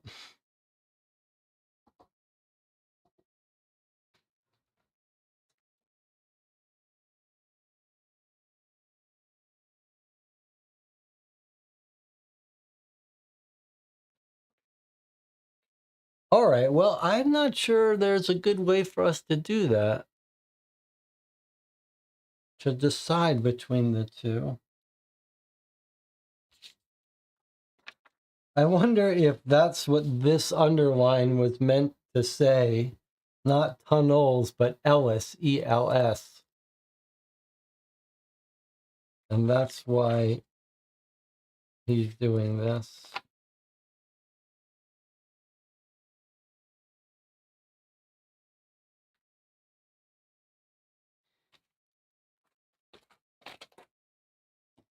Is this where we hear that he loves etymology? Yes. Okay, let's look this.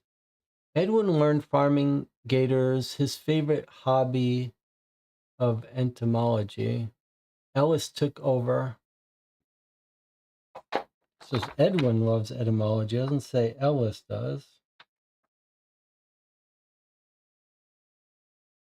But then the two of them are the ones that get the insurance policy for Nessie. Yeah, we don't have any direct evidence of Maggie Hebert, and Ellis might not even been there. It's a toss-up.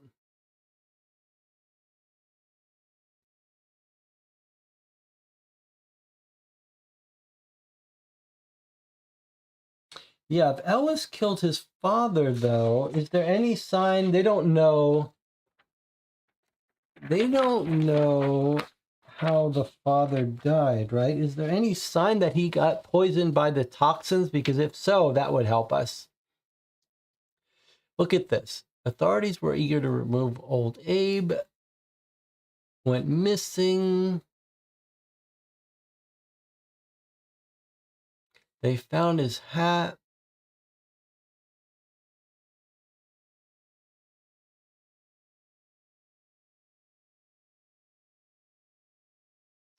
The case remains open.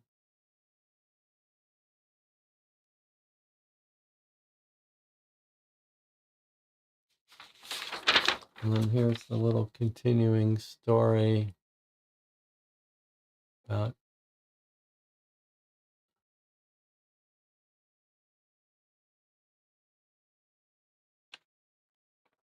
I don't think we heard. I don't think there was follow-up information about that in the next newspaper about his body being found.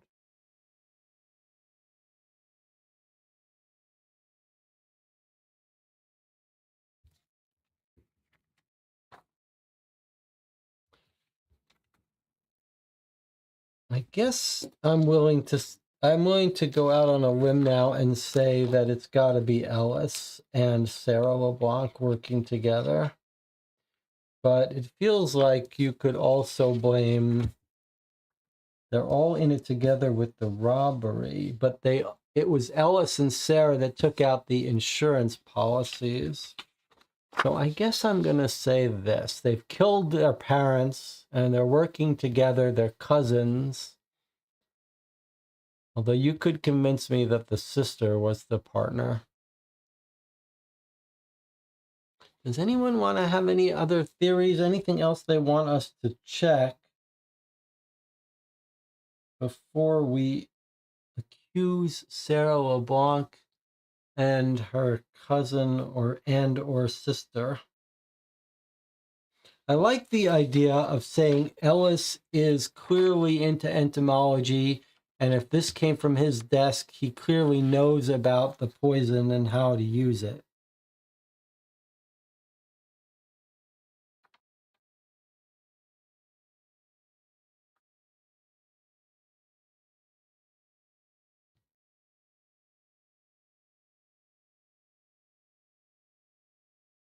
That to me is the straw that breaks the back on accusing Ellis.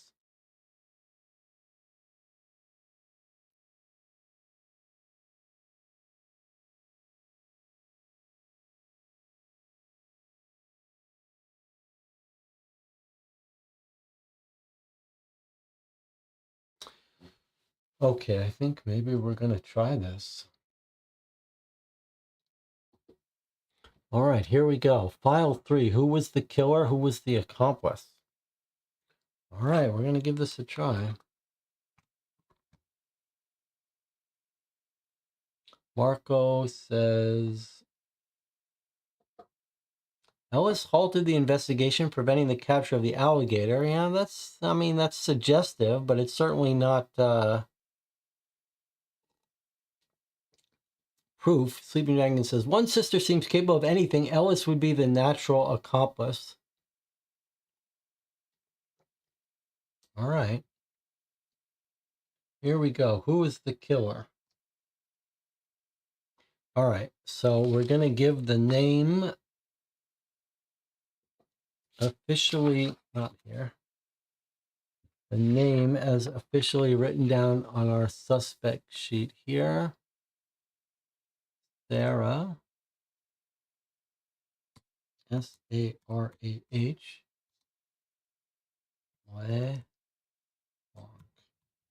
All right, that's our official accusation of the killer. As a reminder, the way we're so sure it's her is because she's getting the delivery of the beetle toxin to her place. That seems like that, so that's going to seal it in for her.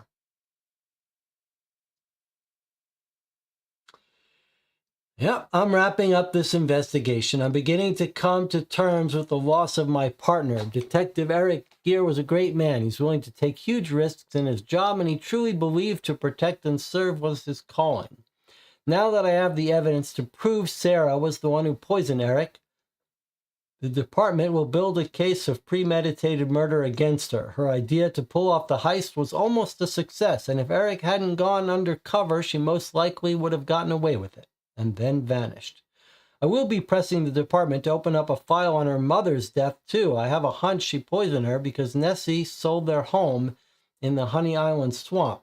Sarah always knew there was a tunnel somewhere there, but it wasn't until she started snooping around Lovely's shop that she found the last piece of the map. Unfortunately, it was too late and the gold had already been discovered. I know Sarah couldn't have done this alone, but who was she going to trust enough to bury a cop alive with and know they wouldn't turn her in?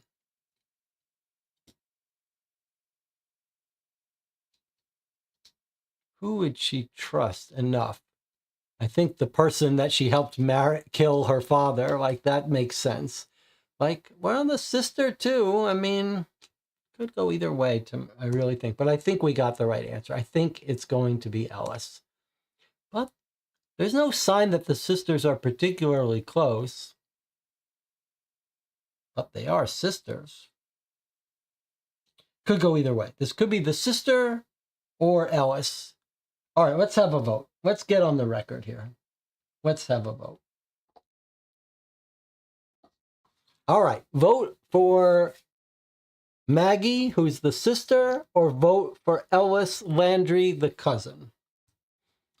The sister is the one who's got a matching tattoo and whose fingerprints are on the coffee cup handing it to the victim.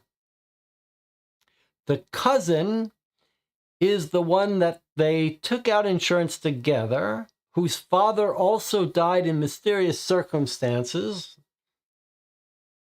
and who knows entomology, and not only knows entomology, but has a written note on his note found on his desk that describes how the blister beetles could be used to kill someone.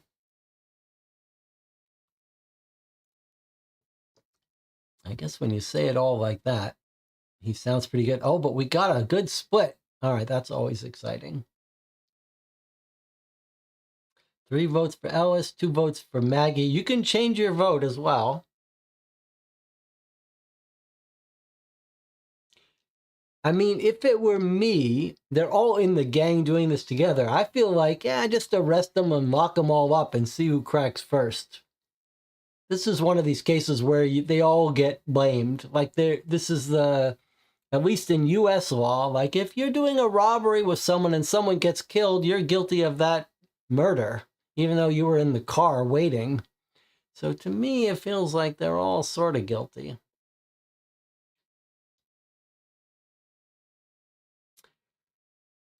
All right, 4 votes for Maggie, 3 for Ellis. That's a little bit surprising to me. I mean, I gave you my alternate theory, how Ellis has the instructions for killing someone with beetle and the website where the beetle poison was ordered from. That feels like that's going to seal it. The only alternate explanation you could give, though, is that he's trying to figure out what happened. But why would he do that? Lauren says, I love this little statement. Lauren says, poison is a girl's game. That's a very nice way of saying it. I think the thing that seals it for me is that not only does Ellis know how to kill people that this poison kills people, but he's written what website the poison is to be ordered from. And it's sent to Sarah's house. So to me, the only explanation for that is that he's involved in the planning. And maybe this tunnels is the note that says it's Ellis, although I don't know why he's hiding it. All right. So it's split, though. All right. I'm voting for Ellis. Can someone vote for me? Says Jesse votes Ellis. Let me get on the record here. But Melissa says it's the matching tattoos are the sign that the website says we should be looking for someone she would trust.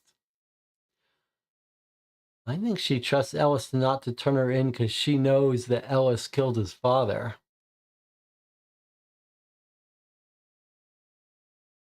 All right, it's a 4-4 split. Now we're going to find out.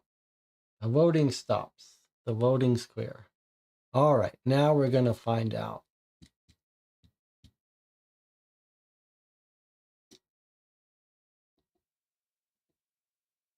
All right, so I'm going to put in what I think the answer is, which is Ellis Landry. Won't be terribly surprised if it's the sister instead. Let's find out.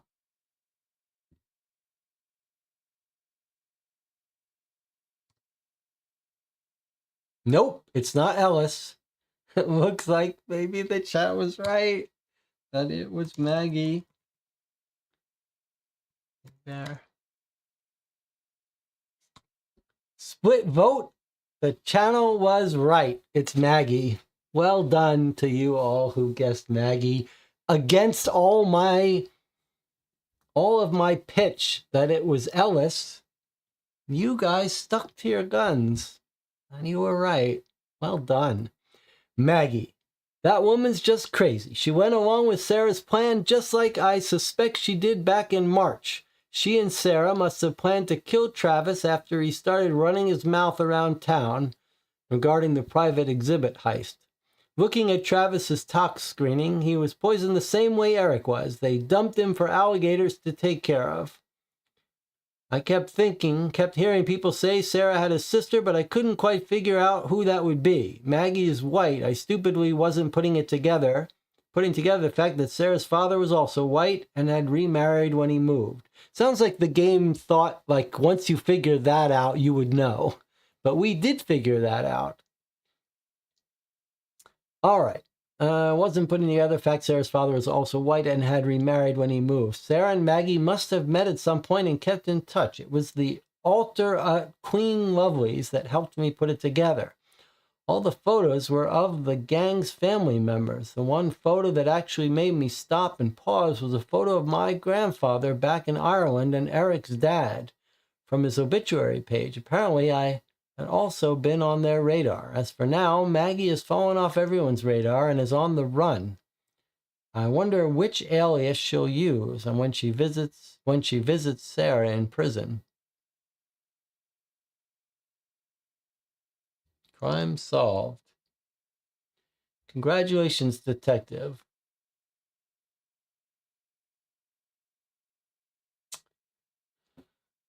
All right. Well, I am happy that the channel split. I'm happy you didn't let me talk you out of voting for Maggie.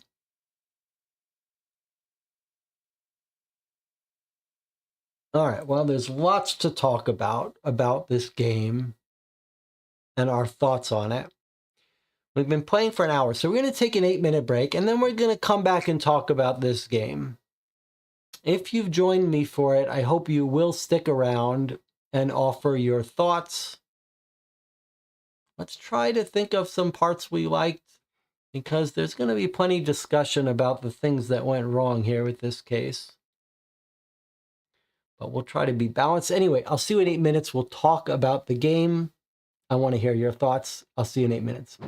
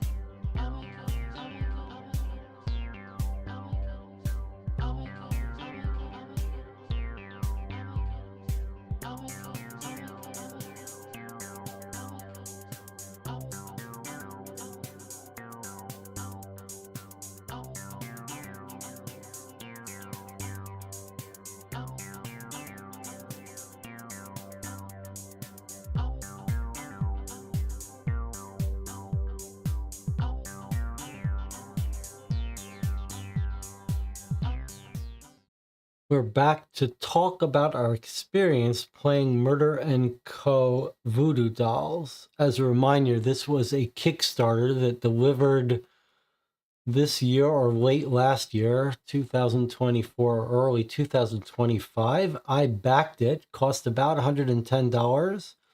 Murder Co are known for their expensive prop heavy games, so you can't say you didn't expect something like this. In fact, most of their games are upwards of $250, $300. This was a rather cheap one compared to that, but $110. It's still available for sale. It is an expensive game that comes in a big box. Well, let's start with some opinions from the people who played this, the groups.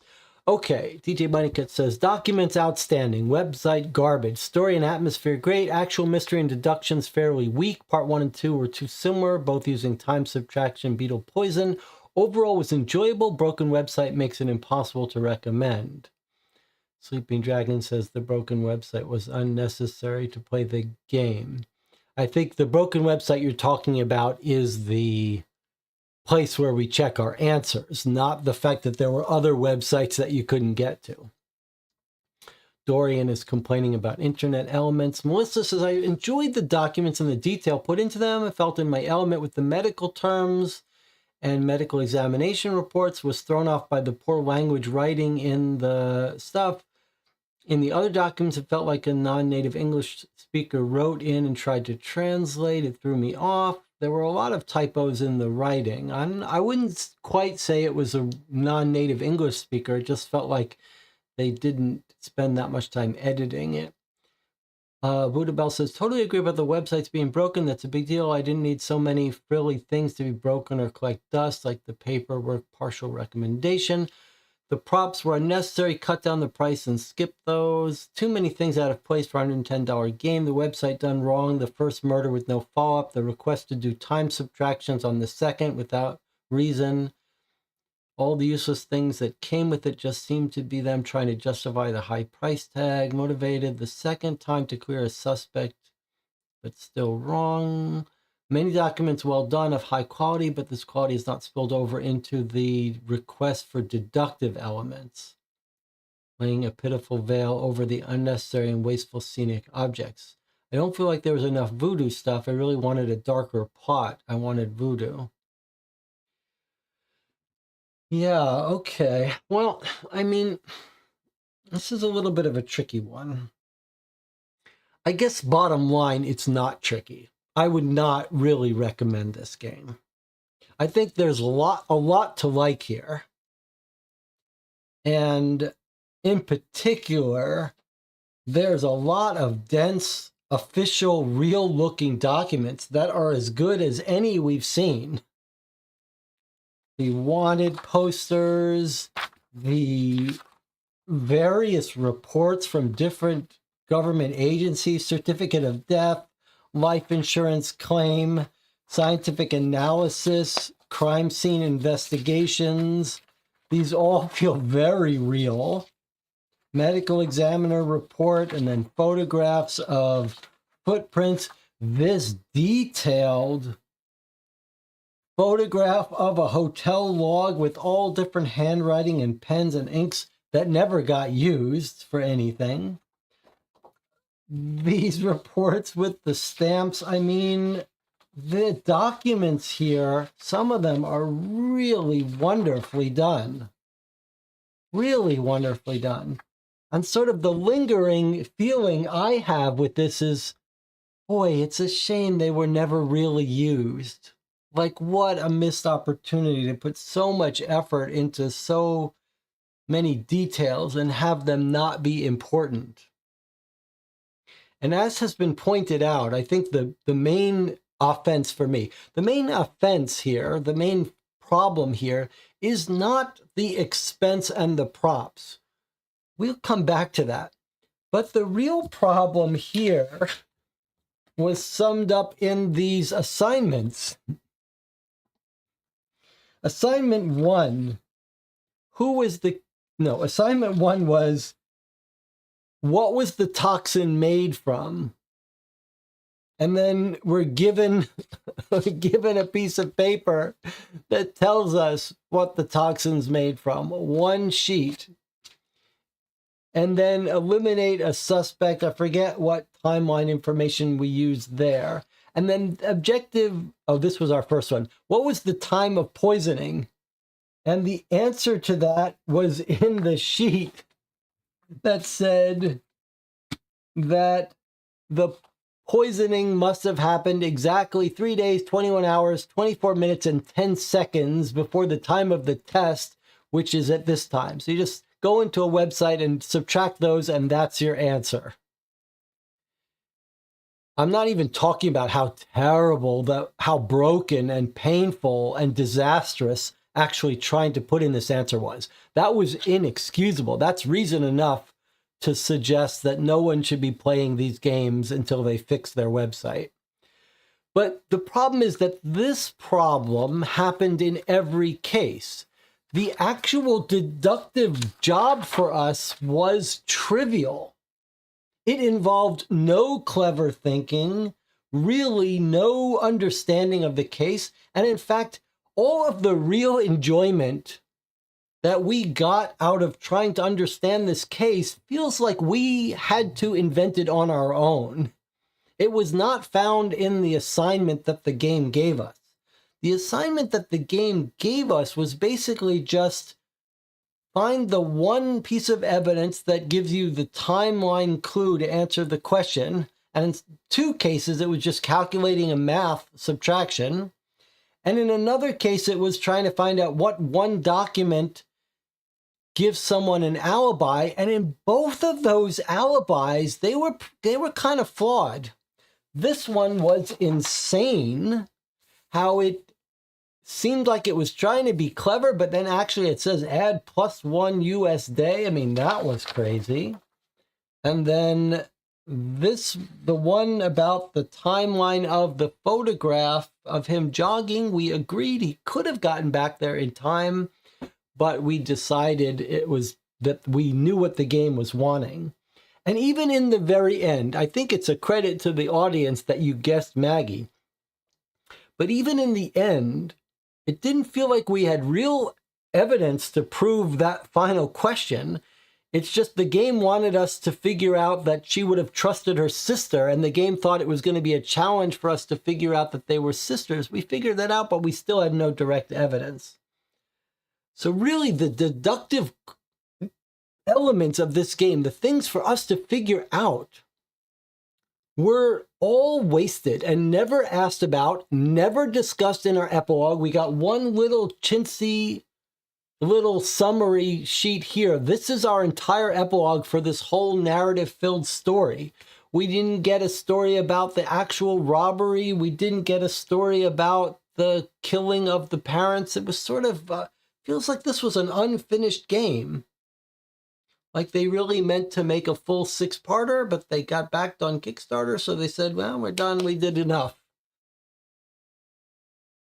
Beautiful documents just let down in the actual mystery deductive elements here. And some of the fun things that we figured out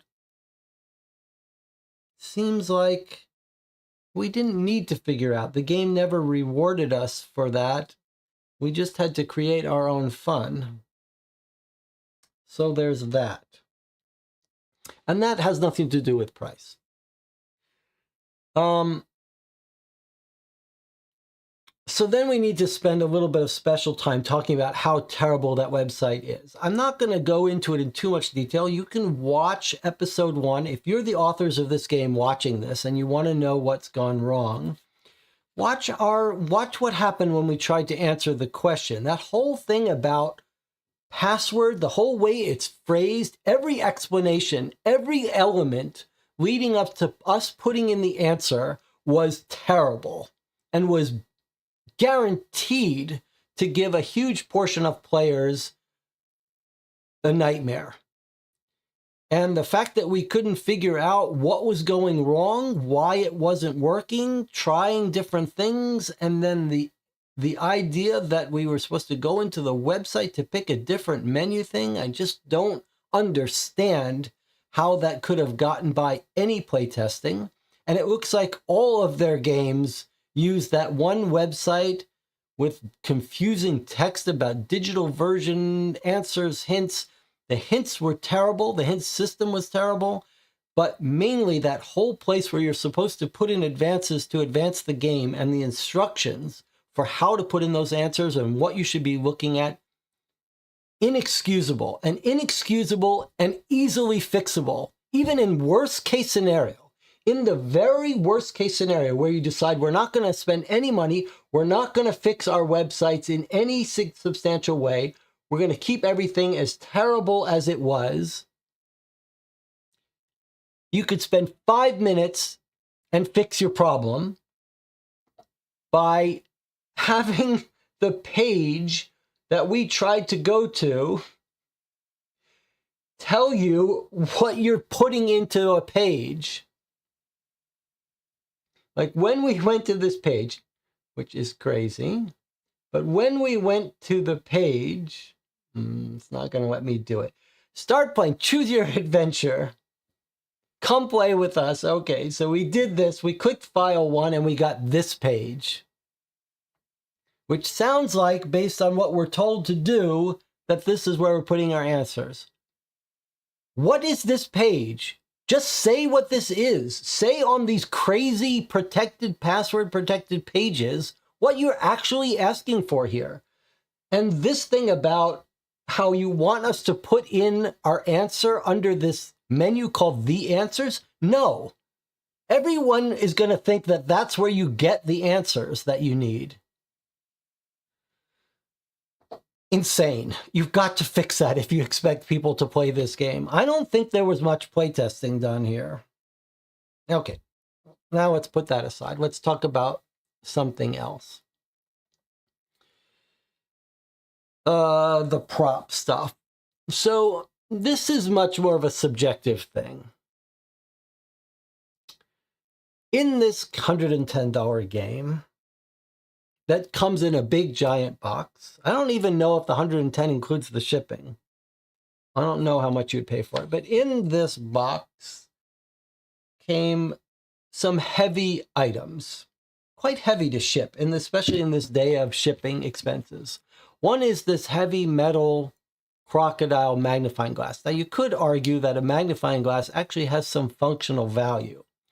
The other items were a scarf, a very smelly bundle of incense stuff, and then a big, heavy ceramic glass mug that shattered on delivery because there was no padding in the box, no protection, etc. None of those items had any role in our game. They were mentioned. Like the mug is a perfect example. The shattered mug was mentioned in the game. This one wasn't mentioned at all. It's just thrown in for fun. The scarf was mentioned, but you didn't have to look at the scarf in any way or for anything. The same thing with this mug. Those fingerprints aren't on the physical prop mug. Totally unnecessary. There's no reason. None of the props we got was there ever any reason to look at them. It's just like, oh, this is what you're giving me, throw it away. I don't want those props at all. I don't want to have to pay for them, but that's a subjective thing. You could certainly imagine some people love the props and getting them, and maybe they put this in their house. So I have a couple things to talk about. First of all, if you're really catering to people that love those props, it does seem to me that if you're going to charge for that and make that part of the game, it would behoove you to actually use it in some deductive way, to actually have a reason that the player should look at them. Like here would be a case. What if instead of doing this, and telling you these fingerprints belong to Maggie Hebert, these fingerprints belong to Eric Greer, and these don't match this, but they match someone else. If those fingerprints were actually on that jar and you didn't have this report, then we would have actually had to study it and say, what does it mean? What does it mean that these fingerprints are on the inside of the jar? Let's look at them. Can we match them up with the fingerprints we found? What does it mean? Let's look at it. Can you see any fingerprints? But there was none of that for us. It was sort of like, here's the prop. We know it's not important. It has nothing. You don't need it for this case. And it's not, maybe you want to wear a scarf. Maybe you want to use this. It's a very weird thing, especially with the cost of shipping. But that's a subjective thing. It's not like you don't know what you're getting. So I feel like, you know, that criticism you could, then you just say this game is not for me. It's for someone else. I do wish that these companies that are so focused on these props might consider sort of splitting their game. You know, you can buy it with the props or buy it without the props, because otherwise you're just saying that people like me shouldn't buy these games. But I mean, maybe that is what you want to say. I don't know. So let's check in with the chat. But essentially, not for me, and I have a hard time recommending it. However, there's a ton of positive things with the production of the documents here. I just wish the group that's making these documents and the story, I mean, the story was actually, maybe we should focus a little bit on some other good stuff here. There was some very intriguing parts of this story. There was some actual death and murder that was compelling. The death of the cop was gruesome, and I really did want to get to the bottom of it. And there were some very cool elements, like the detective did a drawing of the scene of the crime where his body was found, and the van photo showing where all the evidence was gathered. There were so many promising things, and the document quality was so high and dense.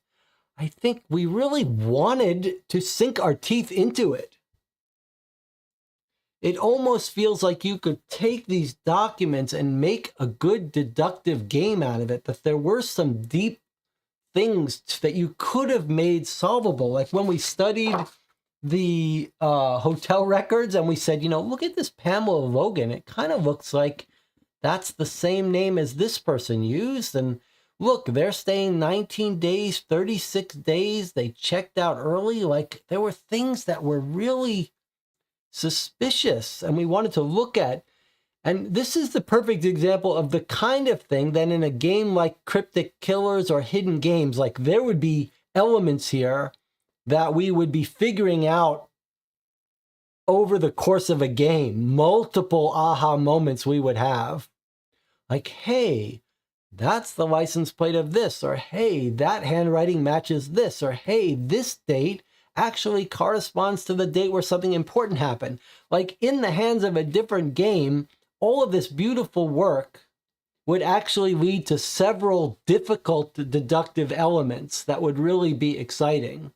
And in this game, totally pointless. This is absolutely of no import to us. We did not have to spend any time looking at this. And this little cool narrative element, just a shame. A shame, wasted opportunities, but some great stuff. And I happen to have another game by Murder Co that we might end up playing just for the items to look at. But disappointed in the deduction elements. But you know what? I'll go further than that. Sorry, one more constructive criticism here. I feel bad for being so negative about this game since there are so many things that are beautiful about it. But let me try to give you a criticism from the other direction.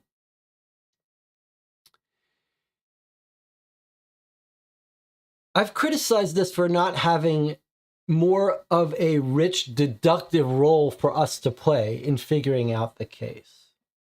But I think you could excuse that. You could say, look, we're going for a narrative experience, a story, and it's not meant to be a hard game. It's meant to basically take you on a ride, and you really don't have to solve too much. You know, you spot a couple things and it advances the case.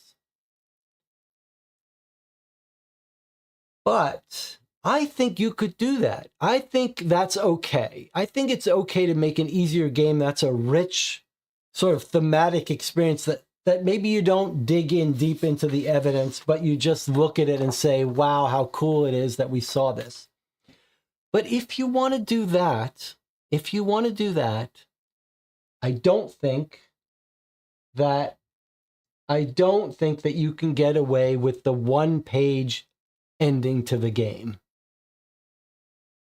I don't think you can get away with having the end be the short little thing that says, when we put in the accomplice, I don't think you can get away with this. If what you're pitching is a narrative, thematic, super cool story experience, then I think I don't think this is the ending that those players want. This is one of the thinnest little endings we've ever seen, even in a $20 mystery game. We've played very small, easy, cheap games that have a big, long epilogue that explains all the little pieces of evidence. And in here, there was lots more to figure out, like what these various notes meant, what was the role of Ellis, Landry, did they kill the parents? Which we think they did, but all of these little details, to have it summed up on this little crime solved tiny little sheet, and to have the murder of the first guy be so casually thrown off, just a misfire. Feels like you've just decided you don't want to put more work into writing the proper ending of this game or something. I don't know. Maybe I shouldn't ascribe those kinds of motives.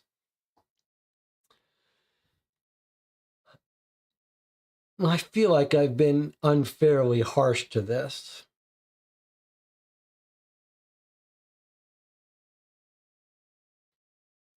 But I think, what I'm trying to say is what's summed up here.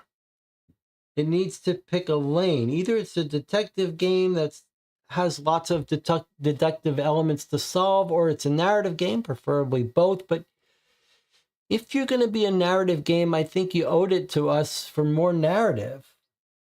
Like, we were ready. We were buying in. And let's not be unfair. A lot of effort went into the narrative elements of this stuff. Like, this was great. This history of the gold, I was so excited when we started learning about this gold and Caesar. Like, a lot of story elements got put into this game. Let's not unfairly pretend like they didn't write lots of narrative for us. They did.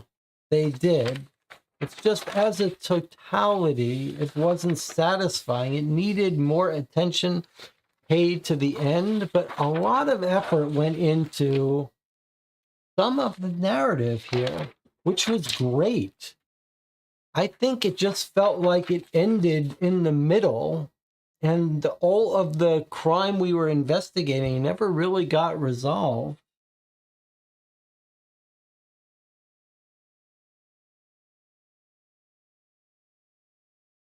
So maybe I'm being too hard on this game. Maybe the price affected my expectations. Maybe it's a victim of its own high quality. Like the quality of the documents set expectations at one level that the narrative elements of the game just couldn't deliver on. Don't you think most people would just be stuck on the website and never finish part one?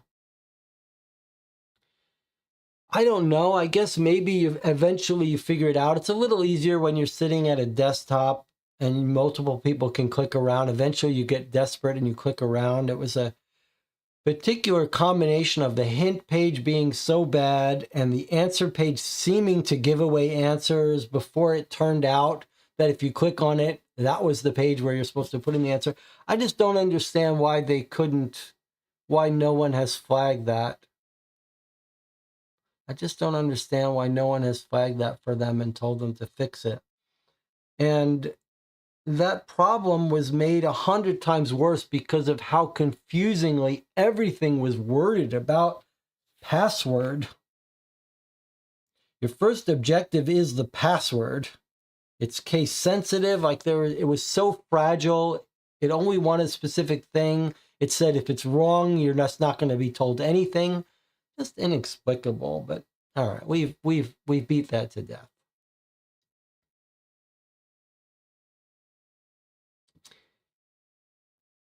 So I guess as a last piece, let me just put myself in a more constructive role. Let's say they came to me with this. They hired us to consult and they said, we've made this game. Here it is. How can we make it better? What I would say is I'd say you've done an amazing job with the documents. It needs another pass of editing to get rid of the 6 fingerprint, people with 6 fingers on their hands, and some of the awkward text. You have to fix a couple of your puzzles, like this insane thing with the +1 day. You must go and fix the website. You must. That cannot be released with the website the way it is. But you don't have to make a great website. You can just keep everything as crappy as it is. You just got to put instructions on each page that say, not password. It has to say what it wants from you. You fix the menu. Instead of saying answers, you say, to answer the puzzle, go here. And you put that on the page, not hidden in the menu. And then you go back. And ideally, you write these end questions a little more interesting, challenge the player. Don't make your puzzles don't make the answer to the puzzle rely on figuring out a math subtraction of dates where you're saying all this realistic documents and now the answer to 2 of the puzzles is the ME says that the poison happened 4 days, 6 hours, 23 minutes, and 8 seconds before the test. There's no point in that. Just round it to the nearest minute. Don't make it so insane. That just made no sense. But also, don't make your answers contingent on having a leading 0 or a space between the time and the AM PM. That all has to get fixed.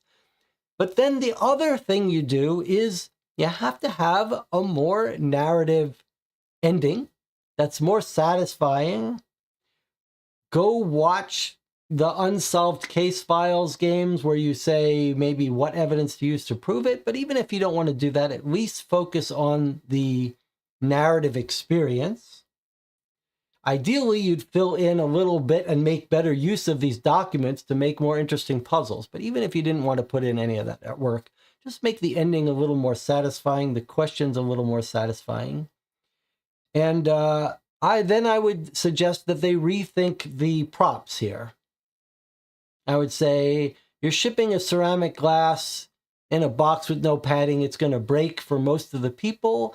In the days of shipping costs being so high, how about that your props don't pick the heaviest possible prop you could use that has no purpose?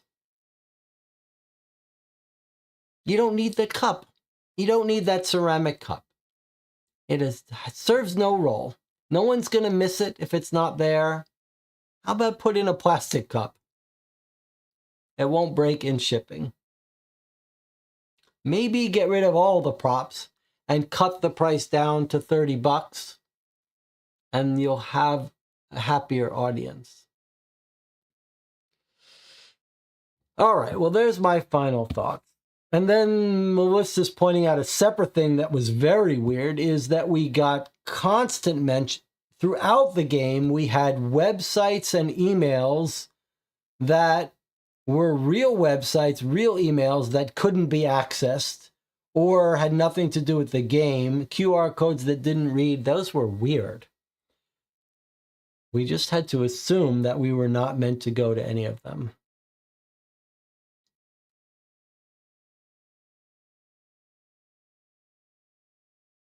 All right.